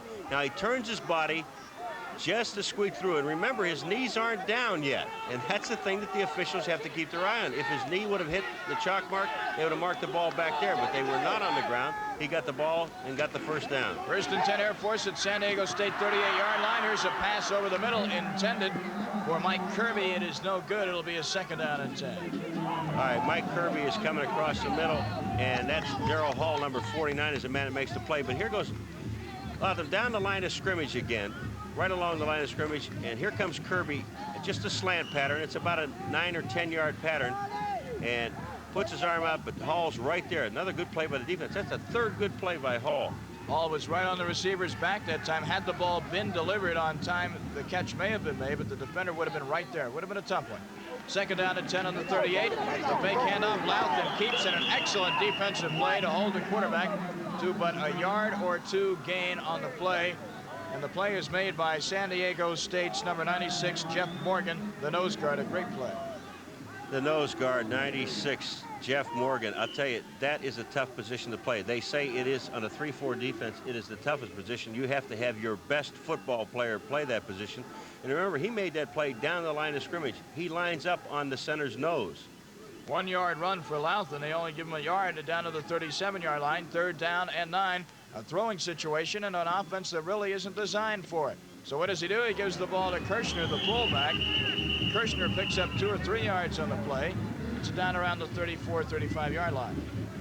Alan Dale, number 51, the linebacker, the right inside linebacker, is the man that made the play. He keys that fullback. He's the guy that usually will hit Kirshner if he takes the fake. He's the man. That's his responsibility. His man is the fullback. He hits him every time he even when they fake the ball to him, whether he has it or not. Well, this is what they call 4-down territory. It's 4th and 5 now at the 33-yard line. The punt will do you no good at all from here. Too far away from the field goal, so Air Force is going for it. First big play of the game for them, and Loughton, the quarterback, will get it. A nice play and a nice cut up inside as he faked the end run around the left end and cut it back upfield, Paul, and picked up about 6 or 7 yards in the play, making a 7-yard gain in the first down. Loughton was going to throw this football. Take a look at the fake now. He's stepping back to throw the football. The pressure is coming from the inside. That's Bill Fairbrother, the man that put the heat on him. So he just tucks the ball away, cuts back into the grain, picks up the first down. Excellent poise by the youngster Loughton. He is a 6'1", 180-pound sophomore at Air Force. Now here's the pitch out to Heath. Heath inside the 25, down to the 22-yard line. And all of a sudden, the Falcon offense is rolling on a sustained drive. Tom, when you see the quarterback come down a line of scrimmage like that, that is a blind pass that he throws to the back. They work on that so many times that it's an automatic thing. He's going down the line of scrimmage as soon as he's forced by the outside linebacker. He doesn't look at the back. He knows he's going to be there. He just flips the ball to him. Well, that time, of course, the risk is that the back will fumble the flip. It has to be a good flip, and that time it was. And it worked for good yardage for Air Force. First down now on the 23-yard line, or second down, I should say. And the give, meanwhile, is to Heath, and Heath dives into the middle. Charlie Heath gets about 2 yards before Dale is there to stack him up down at the 21. It's third down and 5. What I like about this drive is the fact that San Diego State knows that the Air Force Academy is going to run the football, and they still can't stop them. They're moving the ball, and they've got to come away with at least 3 points in this drive. And they're using up a lot of time. 8 minutes and 40 seconds left to go in the third quarter, and the clock continues to roll. Now they'll probably pass. Well, yeah, you called it. Here it is, and it goes to Carl Grant, and Grant, little slant pattern down to the 15-yard line. You know, Paul, these are nickel and dime plays. These are Woolworth type of plays, 5 and 10 cent store variety plays, but they're getting the job done. They're working. They're only taking what San Diego State is giving to him. You see Loughton go back now. He sees Grant coming out of the backfield. Just a little pop pass over the top. It's a 5-yard pass. He turns it into an 8-yard gain. And a first down for Air Force at the 15-yard line. First and 10 to go. Doug Scoville doesn't seem too overly concerned there, does he? When you have a 16-0 lead, I guess you can take life a little bit easy. Loughton, meanwhile, isn't going to take anything easy as he swarmed under. He decided to keep the ball. The triple option left that time, and he was hit by about 4 or 5 different tackles. And Franny makes the stop. So does Vance, number 93. But just take a look. A lot of them never looked at the back that time. He was covered on the outside by Dean, number 23, so he couldn't pitch it. He knew the corner man was up playing the halfback, so he just kept the ball wisely. Only picked up a yard. You know, I get the feeling, Paul, they got a lot of room to roam on the right-hand side. They've been going left all the time. I get the feeling that they're about ready to go right. Let's see. Loughton with the long call. Oh, there goes the tight end. Chincholo said, I'm going to take a little stroll. Grant goes through with the play, but it will be for naught. San Diego State will accept the penalty. I'm sure the penalty will be for offsides or illegal procedure, whichever they choose to call it. Well, the whistle had blown before the play. I don't think Offside. they're not going to let the play go. Well, the official call is offside. against the Air Force Academy, and the penalty will be accepted by San Diego State. We're going to pause for a moment. When we return, the score will remain San Diego State 16, the Air Force nothing. We'll be back in a moment. So the fans of the Air Force Academy having a good time here in Tokyo, Japan, and I see some people there with blue pom-poms. I don't think I've ever been to Colorado Springs, Colorado, but be that as it may, Paul, everybody's having a good time. And well, there's some folks who did come from Colorado Springs. Those look like brass-type people. It's you know amazing. All about that? Oh yeah, I went to a military school, the Citadel. It's amazing to see a few little red pom-poms in with the blue ones. Yeah. They sneaked over to the other side. How did they get there? All right, after the offside penalty, Air Force will have the ball at the 23-yard line of San Diego State. Louthan rolling right now, passing back over the middle. It is complete for the touchdown, and it goes to Mike Kirby, the wide receiver, as he broke over the middle. Excellent coverage, but the ball was put right in there by the quarterback, Marty Louthan. Well, it is tough getting those two numbers confused between 82 and 92. That was Coleman, the wide receiver. Take Louthan now. He goes back to the outside, and look at the heat on him. He just sits in there. The guy's got a lot of poise, and he rifles this ball in because Coleman is covered like a blanket down at the goal line, makes the catch, gets a touchdown. Super play. Mike Fox is the guy that was down there covering on him, but it was a perfect pass. It certainly was, and I apologize for getting those numbers mixed up. Coleman is the receiver on the touchdown pass, and now they're going to go for one or two. The Piers are going to go for two, Paul. No, what I think that they're moving the ball back and forth. The Air Force says, well, we want it over here, and they said, no, you can't have it here. You can put it back over here in the middle. But I think the Air Force has its option as to where they want to put the ball down. It can be anywhere between the hash marks. Well, Louthan is saying that now, and he's going over to the sidelines. Has he called a timeout? I guess he has. Well, this is unusual. After a touchdown to call a timeout, here comes the referee. Wait a minute, son. Let's discuss this situation here. I really wish we could shed some insight into what they're arguing about. Well, Louthan told the official he wants it over on the hash mark, and the official said no. And he said, well, if you're going to tell me that, I'm going to take time out and go talk to my coach, and you tell him. Well, I guess he's within his rights to do that. Well, that's the discipline you get at a service academy. You do what the coach tells you to do. You got discipline there, did you? Yes, I did. I still say sir. Oh, I'm not going to touch that line. To who? All right, I will. Everybody. I do everybody, men and women. All right.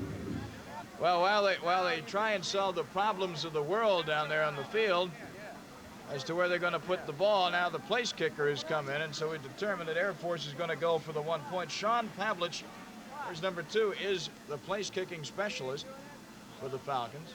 I don't understand. He's a straight ahead kicker. Why they would even think about putting the ball on the hash mark? I don't understand that either, unless they were trying to set up a 2-point play, and they figured it Possible, would be better that's from right. an angle left.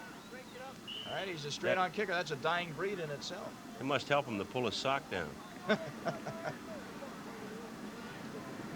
Oh, Antoine, the first-string quarterback, is the holder, and boy, did he ever boom this one. Way up into the crowd. The kick is good. And the score now goes to San Diego State 16, and the Air Force Academy 7, and the folks with the blue pom-poms 11. All right, you know what they do here? The cadets, when they score, these are freshmen, and they have to sit in the end zone, and they do push-ups for the number of points, 7. Now, if they score again, they will do 14. And if the score mounts, can you imagine if they scored 80 points, these guys would be dead. Well, Air Force is averaging about 15 points a game. They haven't been doing too many push-ups this year. The elapsed time of that drive, 7 minutes, 24 seconds. Went 72 yards for Air Force. Kept the ball almost half of the third quarter. And the touchdown pass goes Louthan to Coleman. Not Louthan to Kirby, but Louthan to Coleman. The number of plays, 18. So that was a long, drawn-out drive.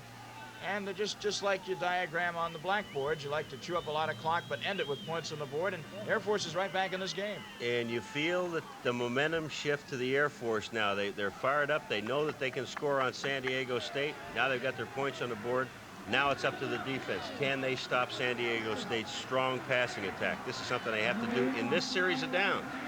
Well, that's true. San Diego State, you know, Koffler was at a tremendous percentage, 27 of 39, I believe, in the first half, with 277 yards. And it's all well and good to put points on the board, but can you score some yourself? We'll see.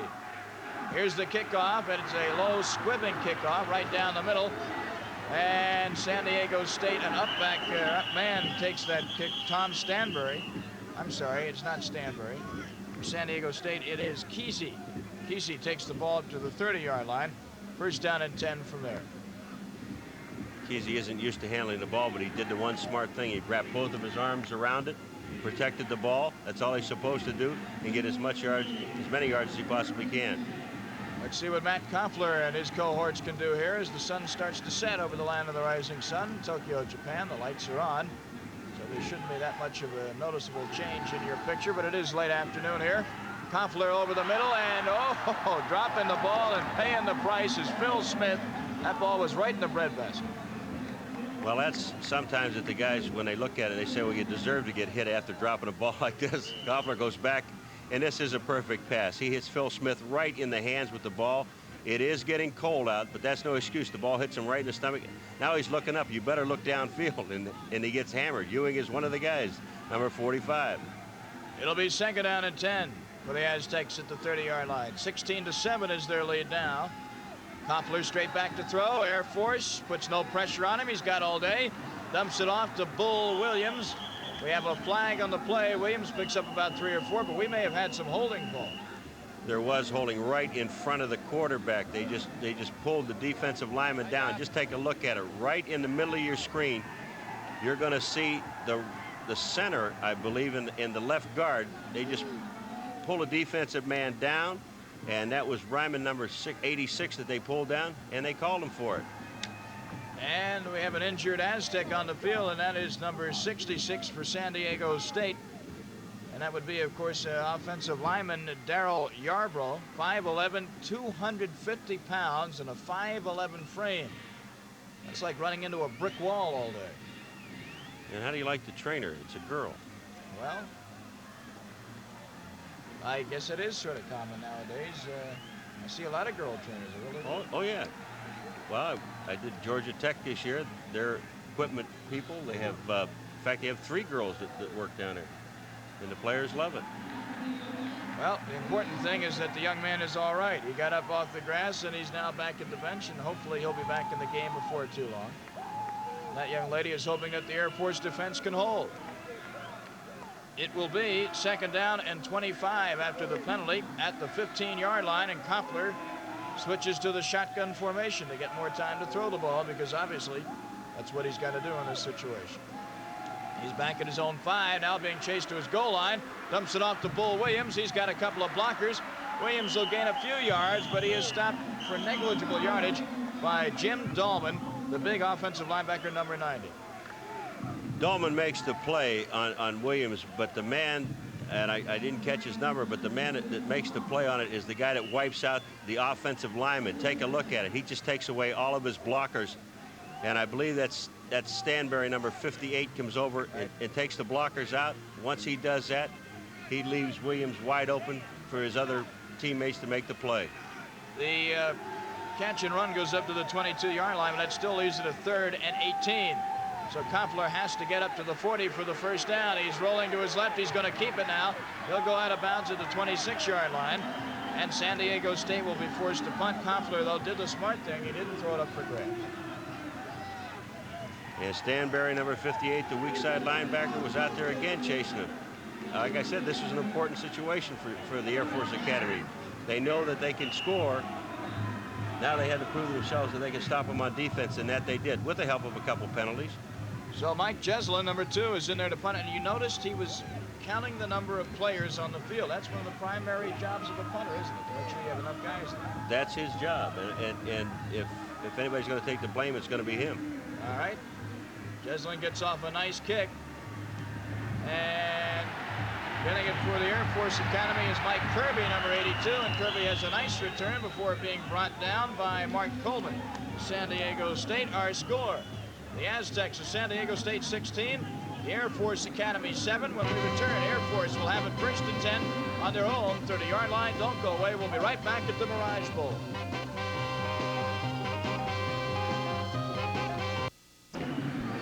So the Air Force Academy goes 1st and 10 from their own 30-yard line. The Falcons trying to come down, or rather trying to come back from a deficit of 16-7. The triple option formation being run by number 11. Quarterback Marty Louthan, second stringer, and he came in early in the ball game. However, as he gives the ball off to Carl Grant. Grant picks up about 9 yards on the play. A nice run up the middle. Louthan, I was starting to say, replaced Ed Antoine after a couple of series. We have a flag, and it's against San Diego State.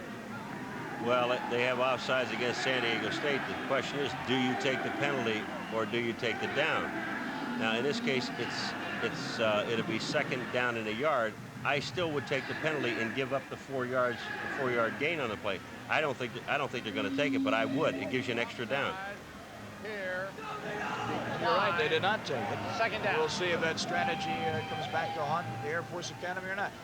Actually, I guess there's really no way you can lose in that, Paul. If you take the penalty, it's still first down and 5. If you don't, well, you ought to be able to make a yard in 2 plays. Well, if you're going to take that gamble, then you go in 3 plays. They got it. Yep, Kirshner got it, the fullback. He got it with some to spare, picks up 6 yards on the play. Up to the 45-yard line, and Air Force again is mounting a drive. They picked up the 15 yards on 2 running plays. You know, Tommy, I've been talking about Kirshner. Here's a kid that's only 5'10", 185 pounds. He's a sophomore, but he's quick, and he gets off the ball extremely well. And with the big splits that they're taking in the offensive line, that spreads the defensive line out. You can see how wide apart the defensive line is. It gives him a shot to get to the defensive line before they can hit the gaps. Well, this time the backs line up in the I formation. It crossed up San Diego State, and there goes Louthan for a big play. He faked a handoff to the up back in the I formation as they broke out of the wishbone, kept the ball himself, and well, maybe you can explain what happens here in this replay. Well, I think the up back, which is Kirshner, I think he thought he had the ball, and there's a fumble. Watch his arms when he gets through. Oh, he said, you know, I lost the ball. But Louthan kept the ball, and there was no fumble. It was a great fake, but he actually thought he was, you know, that he had the ball for a second and dropped the ball. Well, I guess they say it's better to be lucky than good. If the handoff was supposed to be made, I guess Air Force is lucky that it wasn't. This time Kirshner gets it, and he's belted after about a 2-yard gain by the interior of that San Diego State line. All right, the man Alan Dale, the linebacker, he's the guy that shot the gap. You see the signals they're getting from the sideline, but watch the linebacker. He reads the play very well. There was no chance for the guard to come down and block him. And Willie was the guard that was supposed to come down and take him out of the play, but he was already in the hole. Couldn't get him out of there. Good play by the linebacker. Second down for the Air Force. And 9 yards to go. Louthan gives the ball off to the up back, and that is Kirshner. The fullback, John Kirshner. There's a look at one of the cadets who just finished doing 7 push-ups a few minutes ago, and he better get ready for 7 more the way this drive is going. It's amazing how everything is so scientific now. The offensive plays are called by hand signals from the bench. The defensive alignments are called by hand signals from the bench. Sure takes a lot of the thinking out of it for the players, doesn't it? Sure does, sure does. When I was in high school, I never had any such thing as hand signals from the bench. 3rd down and 4. For the Air Force. Now they go back to the wishbone formation. Kirshner, the fullback, has the first down and a lot more before he's brought to a halt by Robbie Chapman, reserve safety man. This is what happens when they spread that offensive line out. Look at the gap in here. You see Kirshner, the blocking by the offensive line is tremendous. Chapman saves a touchdown right here because Kirshner is gone. Once he gets by Chapman, he's on his way for a touchdown. But the thing about it is that offensive line, they're spread out so far, they're taking what they call a 1.5-yard split, each one of the men, and it spreads the defense out. There it is again. Yeah, you can see those gaps in the line. It's 1st and 10 at the 25. This time they'll contain Kirshner for a gain of a yard or 2. As we're now late in the 3rd quarter of play, about 3 minutes to play in the 3rd quarter.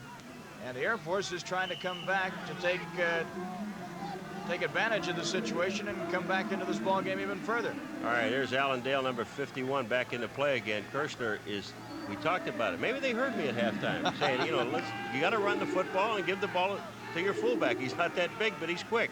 Well, they're doing the things that they do best, as you pointed out, and running the football is the best thing to do for Air Force, especially for the wishbone formation. And here's Kirshner, the fullback, and he's going to go in for the touchdown.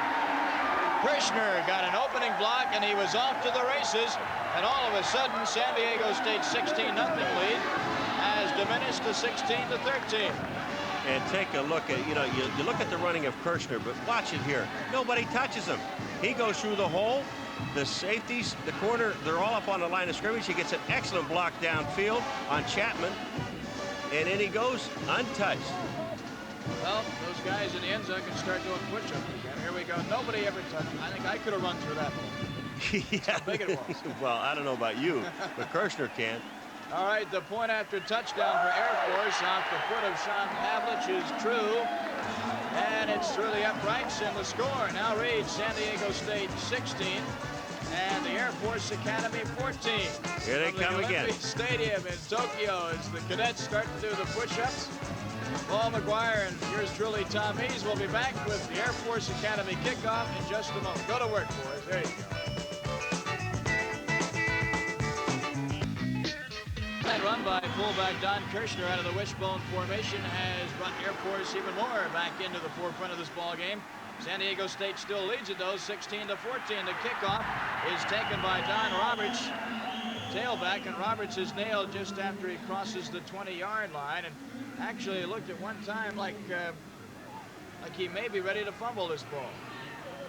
Rouser's the man number 57 that gets down, but take a look at this. Roberts is doing everything. It's on punt returns, kickoff returns, but the Air Force is fired up.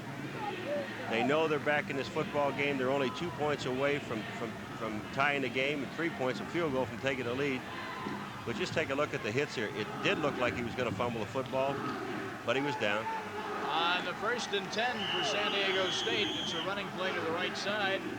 And gaining a few yards is Williams, a 5-yard gain. Bull Williams takes it up to the 26. It'll be 2nd down and 5. The Air Force scoring play, 8 plays covering 70 yards in a time of 3 minutes and 19 seconds. And the last 23 yards of it gobbled up on a run by the fullback, Kirshner. And this quarter is almost over, and San Diego State has only had the ball 5 plays in this quarter. 4 plays on the first drive, and now the 2nd play of this drive, so this is the 6th play. Koppler over the middle, it is complete to Sampson. Sampson is brought down after a nice gain by Tom Stanbury, who's been all over the field today.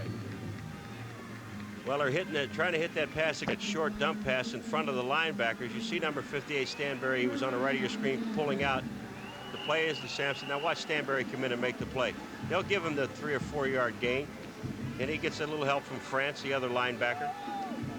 Well, a good play by Sampson because they measured it off and given him a 10-yard gain. It'll be 1st and 10 at the 36-yard line with a minute and a half left to go in the 3rd quarter. 16-14 our score. Koppler passes wide open. Wide open, I mean, was number 87, John Jessup, the tight end, making his first catch of the day. But he's a little bit short of the first down. You just can't say enough about Koppler, the poise that this young man has. Now take a look at it. The Air Force puts an awful lot of heat on him right here. He's looking around. He knows he can't get out of there. He's going to be sacked. So he finds Jessup on the outside, hits his tight end, and almost picks up a first down. Picks up about 8 yards on the play. Make it 9. It'll be 2nd and 1 at the 45-yard line. With under a minute to go now in the 3rd quarter. 16-14 our score. If you're just tuning in, this is the 5th annual Mirage Bowl from Tokyo as Bull Williams picks up a first down for San Diego State. I'm Tom Mees with Paul McGuire. And we're going to take another look at that short run by Bull Williams, which could have been a breaker if he got one more block. Well, now you know why he's called the Bull. Take a look at it. He gets a good block by Roberts on the outside. The Bull splits the defense and picks up 7 yards. And they'll mark that ball just at midfield, where San Diego State will put it in play. And this could be the last play of the 3rd quarter, depending upon the length of the play. 1st and 10.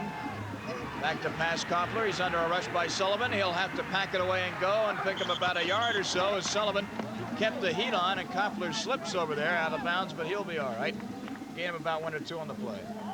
He also had some help from Ewing, but the thing about Sullivan, you take a look at the speed of this young man. He just chased the quarterback down. Koppler knew that everybody was covered downfield. That shows you the good coverage by the secondary. He had no place to throw the ball. He did the smart thing again. He ate the football. Let me correct that score. It is 16-14, not 16-7. 16-14, San Diego State. 16-14 is our score. 21 seconds left to go in the 3rd quarter. Koppler, the quarterback, played a fine game. He just hasn't had his hands on the football much the 2nd half. Here's a little dump pass to Roberts. down to the 40-yard line, near the first down marker. Referee calls timeout and will either move the sticks or have a measurement. Ewing, number 45, has got to get up on Roberts. This is the thing I was talking about at halftime. You've got to get up on that back coming out of the backfield. That's France, number 56, the linebacker. But you see Ewing, number 45, he's the man that's taking the back coming out of the backfield deep. If he's going to play him short, he's got to bump him at the line of scrimmage. If he's going to take him deep, then the linebacker France has got to bump him at the line of scrimmage. That is the end of the third quarter of play from the 5th annual Mitsubishi Mirage Bowl in Tokyo, Japan. An exciting fourth quarter is ahead, and right now San Diego State has the lead, but a slim one. Our score after 3 quarters. There's just a segment of the crowd here today at the beautiful Olympia National Stadium in Tokyo, the Air Force Academy cadets, and they're parading before a crowd of 80,000 even. Not 80,329, not 79,897, but 80,000 even. And $50 a head, Paul, that's a lot of yen. And no no-shows. No no-shows. Every seat is filled. Also, no no-shows along the sidelines. And hello, Goatbo, Oklahoma. Or is that Gatebo, Oklahoma? I hope I said that right. If you didn't, you're going to hear about it, I'll tell you that. I guarantee you I will. All right. We'll pick it up. San Diego State has the football. They're only ahead by 2 points in this ball game, and they want to keep this drive going. Koppler at quarterback, and he's just got the one setback back there with him, and that's Bull Williams, and Williams is inside the 40 to the 37-yard line. And Mr. Williams looks like an angry runner.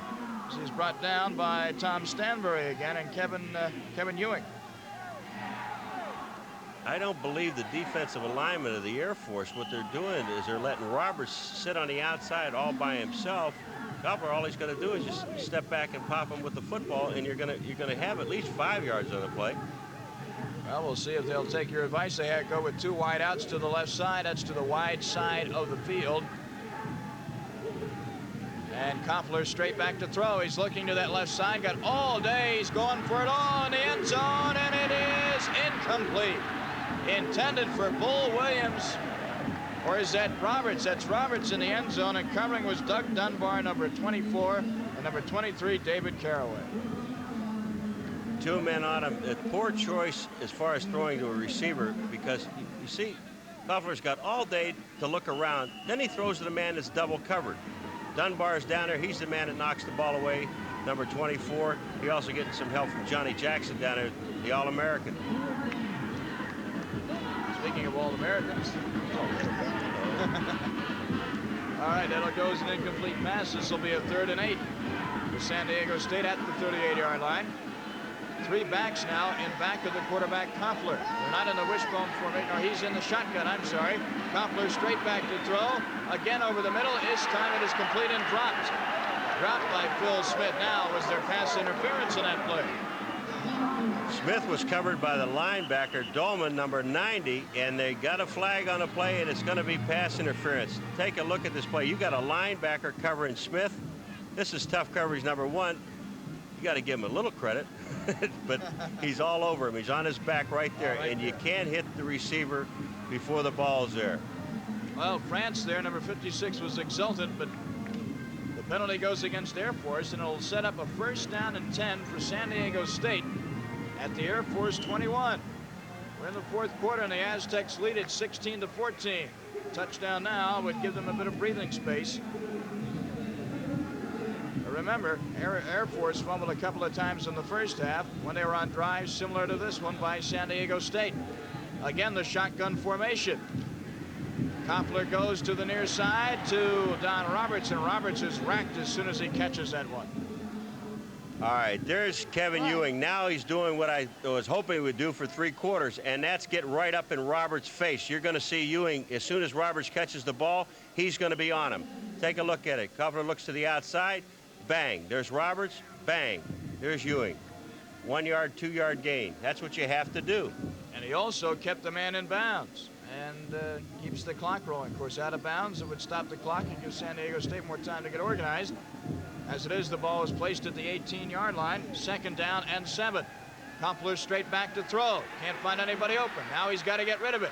Gets it out to Roberts. Roberts picks up another yard or 2 before he's knocked out of bounds. by Tom Stanbury. Koffler's got all day to throw the football, and he's looking all over the field. Take a look. When you have this much time and you can look to your left, down the middle, now back to your right, picks out Roberts, gets him the football, and I said this young man has got great hands. Ewing misses the tackle, but Roberts picks up the first down. Down at the 9-yard line, it'll be 1st and goal for San Diego State at the 9. I believe I was mistaken. I said the pickup was only for a couple of yards. It was for more than that. It was for 9 yards. 1st and 9. 1st and goal now from the 9 for Koffler and San Diego State. Back to pass Koffler, and he just throws that one away as he saw everybody covered. The ball was intended for Roberts, and covering on the play was Conda Sullivan, the big defensive end. Can you believe this? They got a defensive end covering a back coming out of the backfield. They had the blitz on. The defensive end drops off. You see France number 56 putting the heat on. He just didn't have any time to throw the ball, and that's what they have to do. You can't give Koffler that much time to throw the football. Every time that he's been rushed, he's throwing the ball away. Well, it'll be 2nd and goal now for Koffler. A big defensive stand here for the Air Force so they can make it work. They got Koffler under pressure. He's got to throw before he wanted to, and again it is incomplete. It'll be 3rd and goal.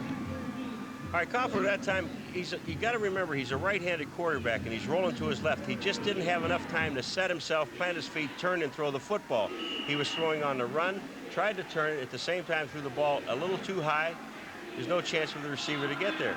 The heat is on. The Air Force, it seems that when they get down inside the 15-yard line, they are shooting the linebackers. They're not giving him any time at all. Well, this is a pressurized play right now for San Diego State. 3rd down and goal from the 9. If they don't make it, then I would think you'd have to go to the field goal kicker. And Dave Meyer, who's already missed 2 today. Koffler way back at the 25 is dumped back at the 27-yard line. And the man who dumped him, Jim Dahlman, was leading the charge for Air Force, and that was a very big play. Dahlman 90, 86 Chris Raymond. Take a look at this. They just sent the linebackers. They also sent Ewing, who was the rover back or the safety man. They had a safety blitz on the play. Koffler didn't have any time to throw the ball, and it might have taken him out of field goal position. Well, we'll see whether they go with Meyer, the field goal kicker, or Jeslin, the punter. It is 4th down and a bunch. The ball was placed at the 27. They are setting up for a field goal attempt. I believe it'll be a 44-yard attempt. It is Jeslin, the punter, who's in there to kick the field goal, and it is no good. Wide and left. So San Diego State changes kickers, but the result is the same. The field goal is wide. The 3rd missed field goal for San Diego State today, and our score remains. The Aztecs of San Diego State 16, the Air Force Academy Falcons 14. We're in the 4th quarter of action from Tokyo. Paul McGuire and I will return for the rest of the ball game for you in just a moment. Well, the Air Force Academy has the ball after that missed field goal by San Diego State, and of course the ball reverts back to the 20-yard line, and Loughton, the quarterback, actually loses 1 yard on that run around the right end. Well, that was a busted play. Now he's looking at the bench saying, how about give me a play that works? He gave me a busted play. Now give me something that's going to give me a 1st down. They've got plenty of time in this ball game. Actually, I stand corrected, Paul. They started that drive on the 27. That was the line of scrimmage where the field goal was missed. The loss of a yard brings it back to the 26-yard line. It'll be 2nd down and 11. Air Force wants to get a drive going now because only 2 points down in this game. They at least want to get the field goal range, but Kirshner only picks up a couple of yards. May give him as many as 3 or 4 on the play, but he's still short of the 1st down. Someone forgot to tell these people that a 185-pound fullback isn't supposed to run like this. Take a look at this young man. He's hit at the line of scrimmage, and he keeps right on going. The man that hit him was number 51, Alan Dale, and couldn't bring him down. So the ball is moved up to the 31-yard line. It'll be 3rd down and around 6 yards to go for the Falcons. 16-14, still in favor of San Diego State. Kirshner, the fullback again, and they're just going to use him like a battering ram as he's brought down by San Diego State's Alan Dale, right inside linebacker, who's had his share of tackles today. I'll tell you, the thing that's turned this half around is the offensive line of the Air Force. They're just doing the job on San Diego State's defensive line. That has been the key. They're going to have to punt it. It is 4th down. but they've had it mostly their way in the game. And look at how quick the Air Force got on the field. They're ready to kick, and they kick it before San Diego State got ready. San Diego State was not ready. They still had fellas moving around, and there's a flag on the field. A fair catch is called for at the 25-yard line, but let's see what the penalty flag is. If San Diego State was guilty of encroachment of any type, a penalty against them would give Air Force a first down. Maybe they had too many men on the field. I seem to remember a professional game a few weeks ago, Detroit and Dallas, where Detroit had too many men on the field. Nobody saw it. Well, they saw it afterwards, but I'll tell you right now, San Diego State got caught. The Air Force ran on the field, and look, they're trying to get guys off and guys back on, and there's just too many people on the field. They're not even set when the ball is snapped. And they almost blocked the kick. That's what gets me. All right, too many men on the field is a 5-yard penalty for illegal procedure, and that will give Air Force a first down and keep this drive alive. It'll be 1st and 10 up at the 40-yard line. That is heads-up football by the Air Force Academy. They saw it, probably saw something in the film that they make a wholesale change on punt returns. What they did is they ran everybody on the field. They got their substitution on the defense. First down. I don't know how you have a legal substitution on a defense. They added It's a got 12th guy. 12 guys on the field, but I don't see a legal substitution. Anybody can play on the defense. You don't have to have so many people on the line of scrimmage. Now the referee has called timeout. He wants to make sure everything is set. You know, Air Force ought to be good at a play like that because they practice drills all the time anyway, and that looked like a drill to me. Those guys were set. They knew exactly what they wanted to do, almost by the numbers. And here comes the young man who has played very well today, quarterback Marty Louthan. Meanwhile, Scoville, Coach Doug Scoville, seems to be a bit upset on the San Diego State sideline. He ought to be upset with his punt coverage team. Oh, he certainly should be. Well, he just wasn't ready. That's a poor coaching point also. But let me just tell you something about the Air Force. They're not called first team, second team. No? No. First platoon? No. First squadron, second squadron, third squadron. I'm serious now. It's true. You could be on the second squadron. The second squadron. All right. That's interesting. It takes longer to say than first team. All right, here's Loudon. Rolling to his right, looking to throw, and decides to keep the ball instead. Picks up a couple of yards before Bill Fairbrother makes the tackle. They get 1-yard pickup, 2nd and 9 at the 41. All right, Bill Fairbrother is the guy that makes the tackle, number 50 here. There's a lot of heat coming in. You see him come in from the inside. But it's surprising to me that with the Air Force taking those wide splits in the offensive line, why the defense are not taking the gaps. If you take the gaps and start shooting the gaps, it shuts off that running game. 2nd down and 9 play for the Falcons of Air Force. And here's Kirshner, the fullback. He's got a hole. He's over midfield, down to the 40, to the 35, down to the 30-yard line. Kirshner is rolled out of bounds at the 29.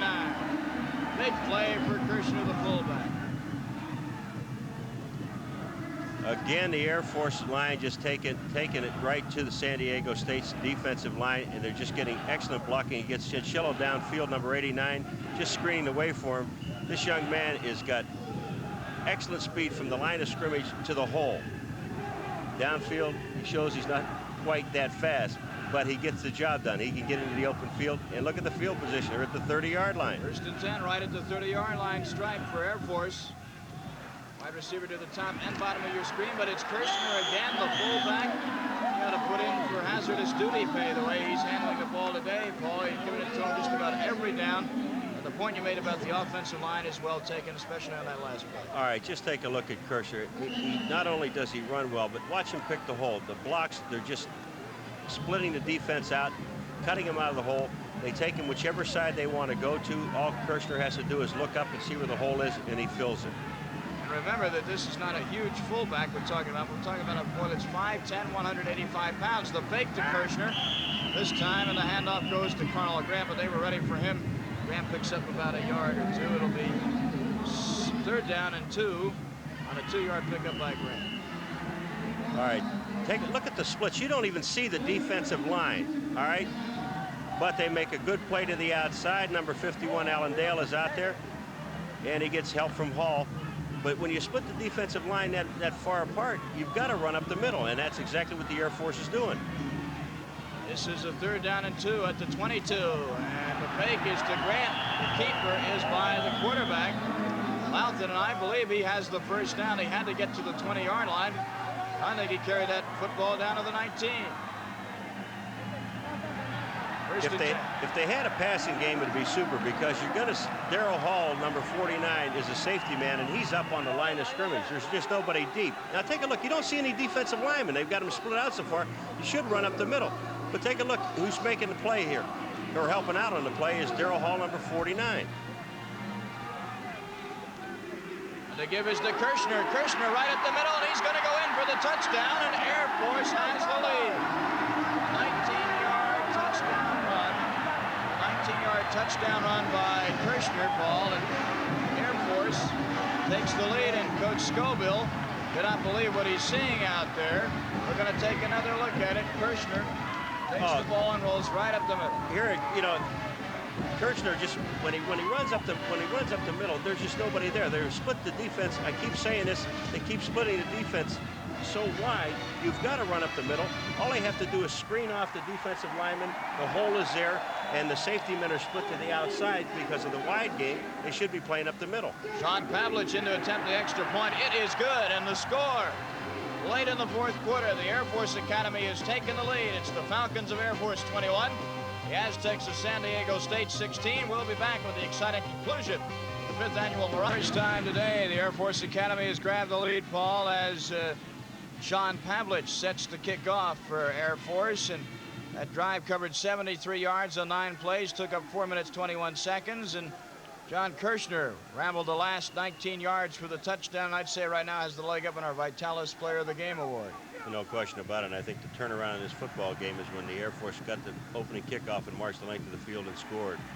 All right, the Aztecs of San Diego State come back with Phil Smith and a nice return. And Smith has a little bit of an alley up to around the 39-yard line. They're going to mark him out on the 38. So the Aztecs have good field position to start what they hope will be a comeback drive to regain the lead. Trailing Air Force now 21-16. Well, now they have to do what they do best, and that's throw the football, and don't try to get it all back at one shot. Now just kind of move the ball down, take the short patterns that the Air Force is giving you, and don't get greedy. Glad to see if they continue to utilize Don Roberts out of the backfield. He has not only been a capable runner today, but also a very capable receiver as well. The shotgun formation. Koffler got plenty of time. Now he's pressured from the rear, has to get it off. He hits Roberts, but only for a gain up to around the 41.5-yard line. Called it a gain of 3 on the play. It'll be 2nd and 7, and Koffler got nailed. Johnny Jackson, the All-American safety man, is the man who was up there to hit him. They're just not giving him anything deep, and they're forcing San Diego State to take the short patterns, and now the linebackers aren't dropping off that far. Well, the question is then, if they're not dropping off that far, do you try and run something along or draw them up and then scoot by them? I would. Darius Durham has the speed for it. Sampson also has the speed for it. Koppler has the time over the middle. It is batted up in the air, almost intercepted, and is it? No, incomplete. The man who hit the ball first of all was Sullivan. Big number 87, Conda Sullivan, knocked it up in the air. For all you young guys out there playing defense, here's one way not to go after a ball that's tipped up in the air. Don't wait till it comes down into your chest. You're going to see Sullivan tip the ball up. Now go up in the air and get it. It was the last minute for him to see the ball. I understand that. But when that ball is up in the air, you go up and take the ball at the high point. Looked like he just didn't see it, though, till the last moment of play. But that's till the very last moment. But that's a good point, Paul. They don't wait for the ball to come down to you. Go up and get it. As it is a 3rd down and 6 situation for Koffler and the Aztecs. He's rolling left out of the shotgun. Looks to the right-hand sideline. It is complete. And a big first down to Darius Durham. He makes the catch inside the 40, down to the 36-yard line. A gain of 22 yards. An excellent throw against the grain. Well, take a look at the play, though. The thing that makes it great is he rolls to his left. Then he throws all the way back across the field. It gives you an idea of the strength in this young man's arm. Perfect pass, right on the money. 1st and 10. And it was good defense as well. The coverage was there in the person of Doug Dunbar, number 24. You couldn't ask for any better coverage without getting interference called. It's down to the 36-yard line is where they mark it. 1st and 10. The Aztecs are threatening. Here is the pass down to the 25-yard line, and it's complete to Clinton Sampson. number 17. And that Koffler to Sampson aerial gains 11 yards. First and 10 at the 25. All right, here it is. Here it is what I was talking about, the short stuff. Sampson's only running the 10-yard route. It's a square out to the outside. He's there, not worrying about running with the football. What he's doing is catching the ball and going to his knees. Well, we're getting very late now into the fourth quarter of play, and this could be it for San Diego State. The score is 21-16 Air Force, and the Aztecs trying to come back and retake the lead. San Diego State coming into this ball game with a 6-4 record. Air Force 3-7. But the Falcons are not going to go down easy, if at all, today, as tight end John Jessup hauls in the aerial from quarterback Koffler, and he gets down around the 20-yard line. Gain of about 5. It'll be 2nd and 5 as this march continues. This is a play that's been open all day long, and I think he's hit both tight ends at least 5 times. And take a look at it. Jessup coming across the middle. He's covered by a linebacker, and that's tough duty. That's Stanberry, number 58, is the linebacker trying to cover him. It's a 5-yard gain. And there you see the time, which becomes an all-important factor now. 5:35, and the clock is running. Both sides still have their complement of timeouts remaining. 2nd down and 5, and it looks like a blitz coming in on Koffler. They pick it up. Somebody's got to be open. It was Sample that was open, but Koffler could not hit him. Caraway was in the area. It'll be 3rd down and 5 at the 20. That was a big play, Paul, because it appeared that the Air Force was blitzing, and San Diego State picked it up. San Diego State picked it up, and that's the few times that Koffler panicked, because he did have Sampson open going down the sidelines. He just threw the ball away. He didn't have the confidence in his offensive line, and they did pick up the blitz. To this point in the game, this could be the biggest play for San Diego State, because the field goal doesn't look good. They're down by 5 points, 3rd and 5. From just about the 20-yard line. If they fail here, you got to know they're going to go for it on 4th down. The pass over the middle is incomplete. It is broken up by Johnny Jackson. He's there along with Caraway. It was intended downfield for the tight end Jessup, who was shaken up on the play. Koffler just panicked and threw the ball to the wrong man. You're going to see 3 Air Force men covering Jessup downfield, the big tight end. Take a look at it. Oh. And there's the All-American. Johnny Jackson is the man that knocked the ball away. Caraway was also there, but Jackson's the guy that got his hand in. I don't know why you're so happy you're losing. I was just going to comment, why are you smiling? Your team is behind. 4th down situation. The field goal does them no good, and it's smart to go on 4th down here, because they're going to, if they have to turn the ball away, they're going to turn it away on the 20-yard line anyway. All right, Koffler from the shotgun, 4th down and 5. Air Force again poised for the blitz. They're putting pressure on Koffler. He's got to throw. Over the middle, is it complete or not? They say it is incomplete. The referee says that Sample did not make the catch, and Doug Scoville cannot believe it. That could be the pivotal play of the ball game, Paul. We didn't have the best of angles. Let's look at it again. I don't think he had possession of the football. That's what they're calling on the play. Now, it is a good pass to Sampson. You're going to see Sampson go down for the ball, but just take a look at where the ball ends up. He doesn't have possession of the ball. The ball is on the ground. You see the ball laying on the ground? The official is right behind and saw it. And it's a good thing he was in that position, because it was covered up by the Air Force man, and that could be a call that they could have missed. But the officials were right on target. With 5 minutes, 11 seconds left to play, our score remains 21-16, and the ball is turned over on downs to the Air Force. Here's that man Kirshner again. He doesn't pick up any ground, but really all they want to do now is run the clock down and maybe get in good position for a punt. Kirshner has an injury to his left elbow. He'll leave the game. Todd Seabaugh, number 53, is the man that hits him. You take a look at Kirshner going up in the hole, and then Seabaugh gets a piece of him, brings it back into the backfield. There won't be a loss. He did get back to the original line of scrimmage. So, Coach Ken Hatfield hoping that his Air Force team can chalk up at least a couple of 1st downs here and get it out of their own territory, so to speak, up towards the midfield stripe. So if they do have to turn it over, they'll turn it over to San Diego State in decent field position. But Carl Grant only picks up about a yard or 2. He was hit in there by big number 60, Doug Reed, 6'4", 230-pound junior left tackle. And San Diego State, what they ought to do with that defensive line and linebackers is just bunch everybody in the middle, because the Air Force hasn't done anything wide in this whole second half except the quarterback option, and you do have corners and safeties out there. Don't spread out. Get in tight. Well, they continue to spread out, and a reminder that even if they get the turnover here, the field goal doesn't no good, but they're going to have to wait, because Kirshner's back in the game, and he's got a big 1st down for the Air Force. There's no doubt about it. There's a flag on the field, but this young man is our Vitalis most valuable player. Even if Air Force doesn't go on to win this game, Paul, without him, they would be nowhere near winning this game. Absolutely. Take a look at the splits in the line. The center is just doing an outstanding job. That's Smith. And he has no problem handling the nose guard one-on-one. When you get that situation, a nose tackle or nose guard, whatever you want to call him, he's the man, Jeff Morgan, that two people should have to block, and only one man's doing it, and that's Smith, the center. Again, the wide split, especially right up the middle. And the give again is to Kirshner, and Kirshner goes off his right guard that time, only for a couple of yards before Mr. Fairbrother is heading in. All right, here's Mr. Kirshner again. Just take a look at him here. Fairbrother's the guy that's going to eventually make the tackle here. And take a look at, they got a face mask on Kirshner, and that's Fairbrother. He buried his face in the ground. Well, he's probably saying, so what, Mr. Vitalis, player of the game? I'm not too impressed. I'm going to grab your face mask. However, all that does is give Air Force a first down. And really, for all intents and purposes, seals this ball game.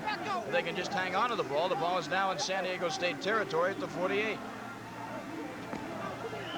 Again, I want to say it. The coaches must be talking to themselves over there. Just take your defensive lineman and bunch him to the inside. That's all they're running is inside handoffs, and they're blocking one-on-one. You've got to give all the credit to the Air Force offensive line.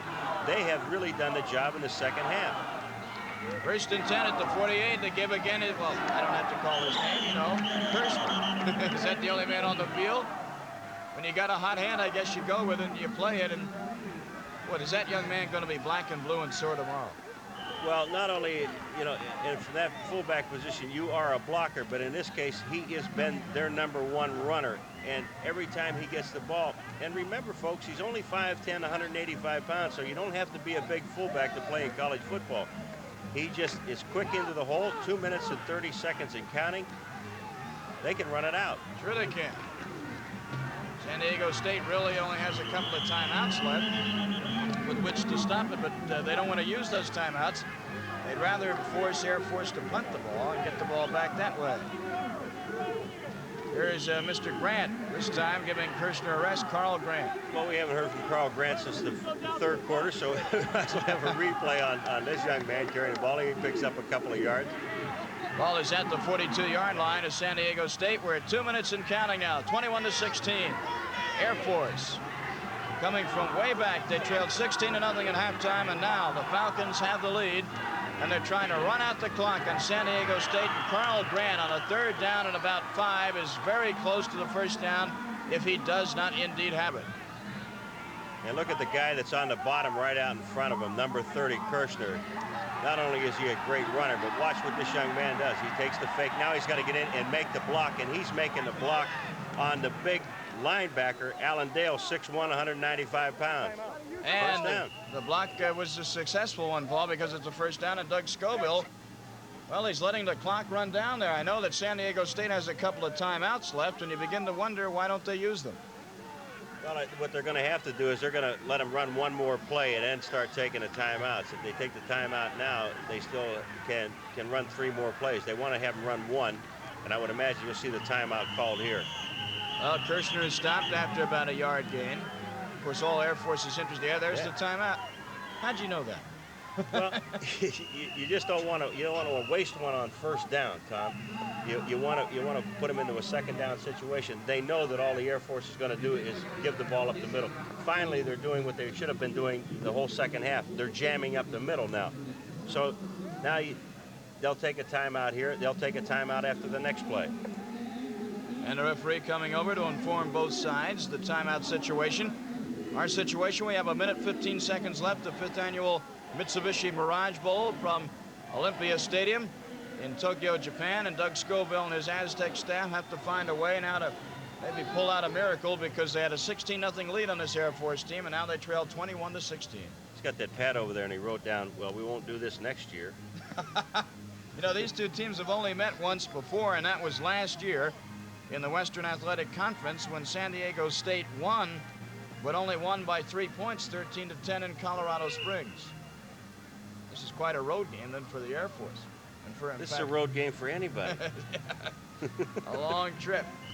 Well, you know, this is a culmination of a great week for these young men. It gives them a chance to see a little bit of the world and enjoy themselves, and at the same time play a little football. And Tom, if I was the quarterback, I wouldn't even risk. Well, he's going to do that. He's giving it to, well, who else? Kirsten, look at this. This young man is unbelievable. He had to dodge. Not only did he dodge San Diego State's players, but he had to dodge the referee in getting downfield. He picks up another first down. And that definitely, although the timeout has been called, that could wrap it up. That's a 10-yard gain. 1st and 10 at the 27. And as Kirshner hits the ground, our score remains 21 for the Air Force Academy, 16 for San Diego State. Paul McGuire and I will be back for the remaining moments of the Mirage Bowl in just a moment. 1 minute, 8 seconds left in the Mitsubishi Mirage Bowl from Tokyo, Japan. I'm Tom Mees with Paul McGuire. And Paul, we've seen actually 2 different halves of football. The first half dominated by Doug Scoville, that man there and his football team, throwing the football. Person of quarterback Matt Koppler. The second half dominated by the Air Force team and the person of fullback John Kirshner, who's just been unbelievable. And there the coaches are over there talking to each other, trying to explain, comfort each other, one trying to tell the other what went wrong. And what went wrong was that the Air Force went in at halftime, made the adjustments on defense, made some strong adjustments offensively, went out and did the one thing that they do best, and that's run the football, and especially give it to number 30, Kirshner, who's just been fantastic. I know that Doug Scoville and San Diego State did not come into this game thinking they would lose this football game. They were a heavy favorite, and rightfully so. If you're, as the quarterback, Louthan just falls on the ball, and San Diego State takes their final timeout to stop the clock. Let's face it, if you're a 6-4 football team, you're good enough to really manhandle an Iowa State team that has played some pretty good football teams this year. You should beat a team like Air Force. There. Yeah, you should. Did you see the assistant coach over there just take the game plan and it's all shredded up anyway and put it in his pocket and say, well, this one was no good. So much for that one. We'll file this one under unsuccessful. As far as the San Diego State season to date, they were a loser at Brigham Young and also started off on, the Air Force. The Air Force was a loser at Brigham Young. They lost to Wyoming, lost to New Mexico, beat Colorado State, lost to Navy, lost to Tulane, beat Oregon, beat Army, who doesn't? Then they lost to Notre Dame, lost to Nevada, Las Vegas. They're going to pick up their 4th win of the season right now as Louthan drops on the ball, and there's nothing that San Diego can do to stop the clock now. I believe Air Force will have to run one more play. Yeah, this is 3rd down. They'll just do the same thing. Louthan will just take the ball and fall on it again. And now's when you rip off the headsets and say there's no sense in talking to anybody upstairs. Just think of that nice long plane ride of 11 hours they had back to San Diego. Yeah, but the nice part about it is the time change. They gain all that time back.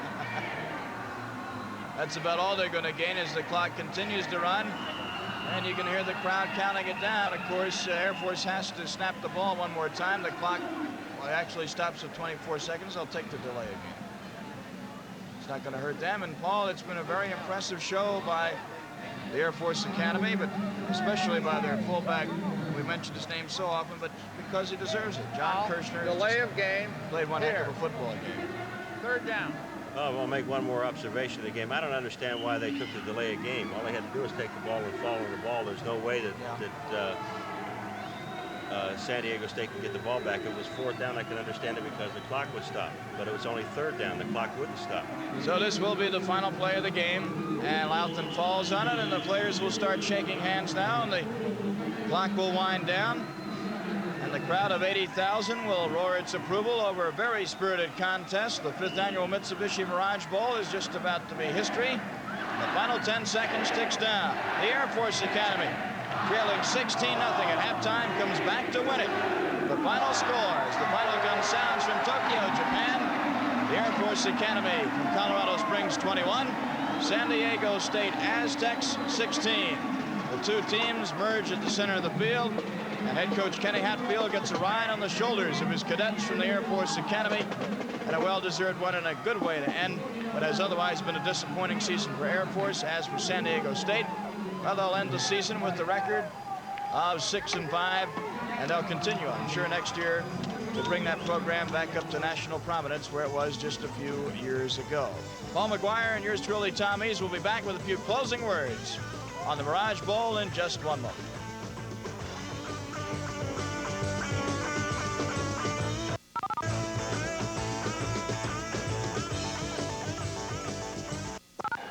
The Air Force Academy Falcons are celebrating here at the Mirage Bowl their come-from-behind victory over San Diego State. I think it's a testimony to them, Paul, how they adjusted in the second half and how San Diego State, on the other hand, did not adjust to that same play right up the middle with Kirshner. To me, that's the quality of, it shows the quality of a good football team. Tommy, when you can win at halftime, you're down 16-0, and you have to make an adjustment. They went ahead and did that.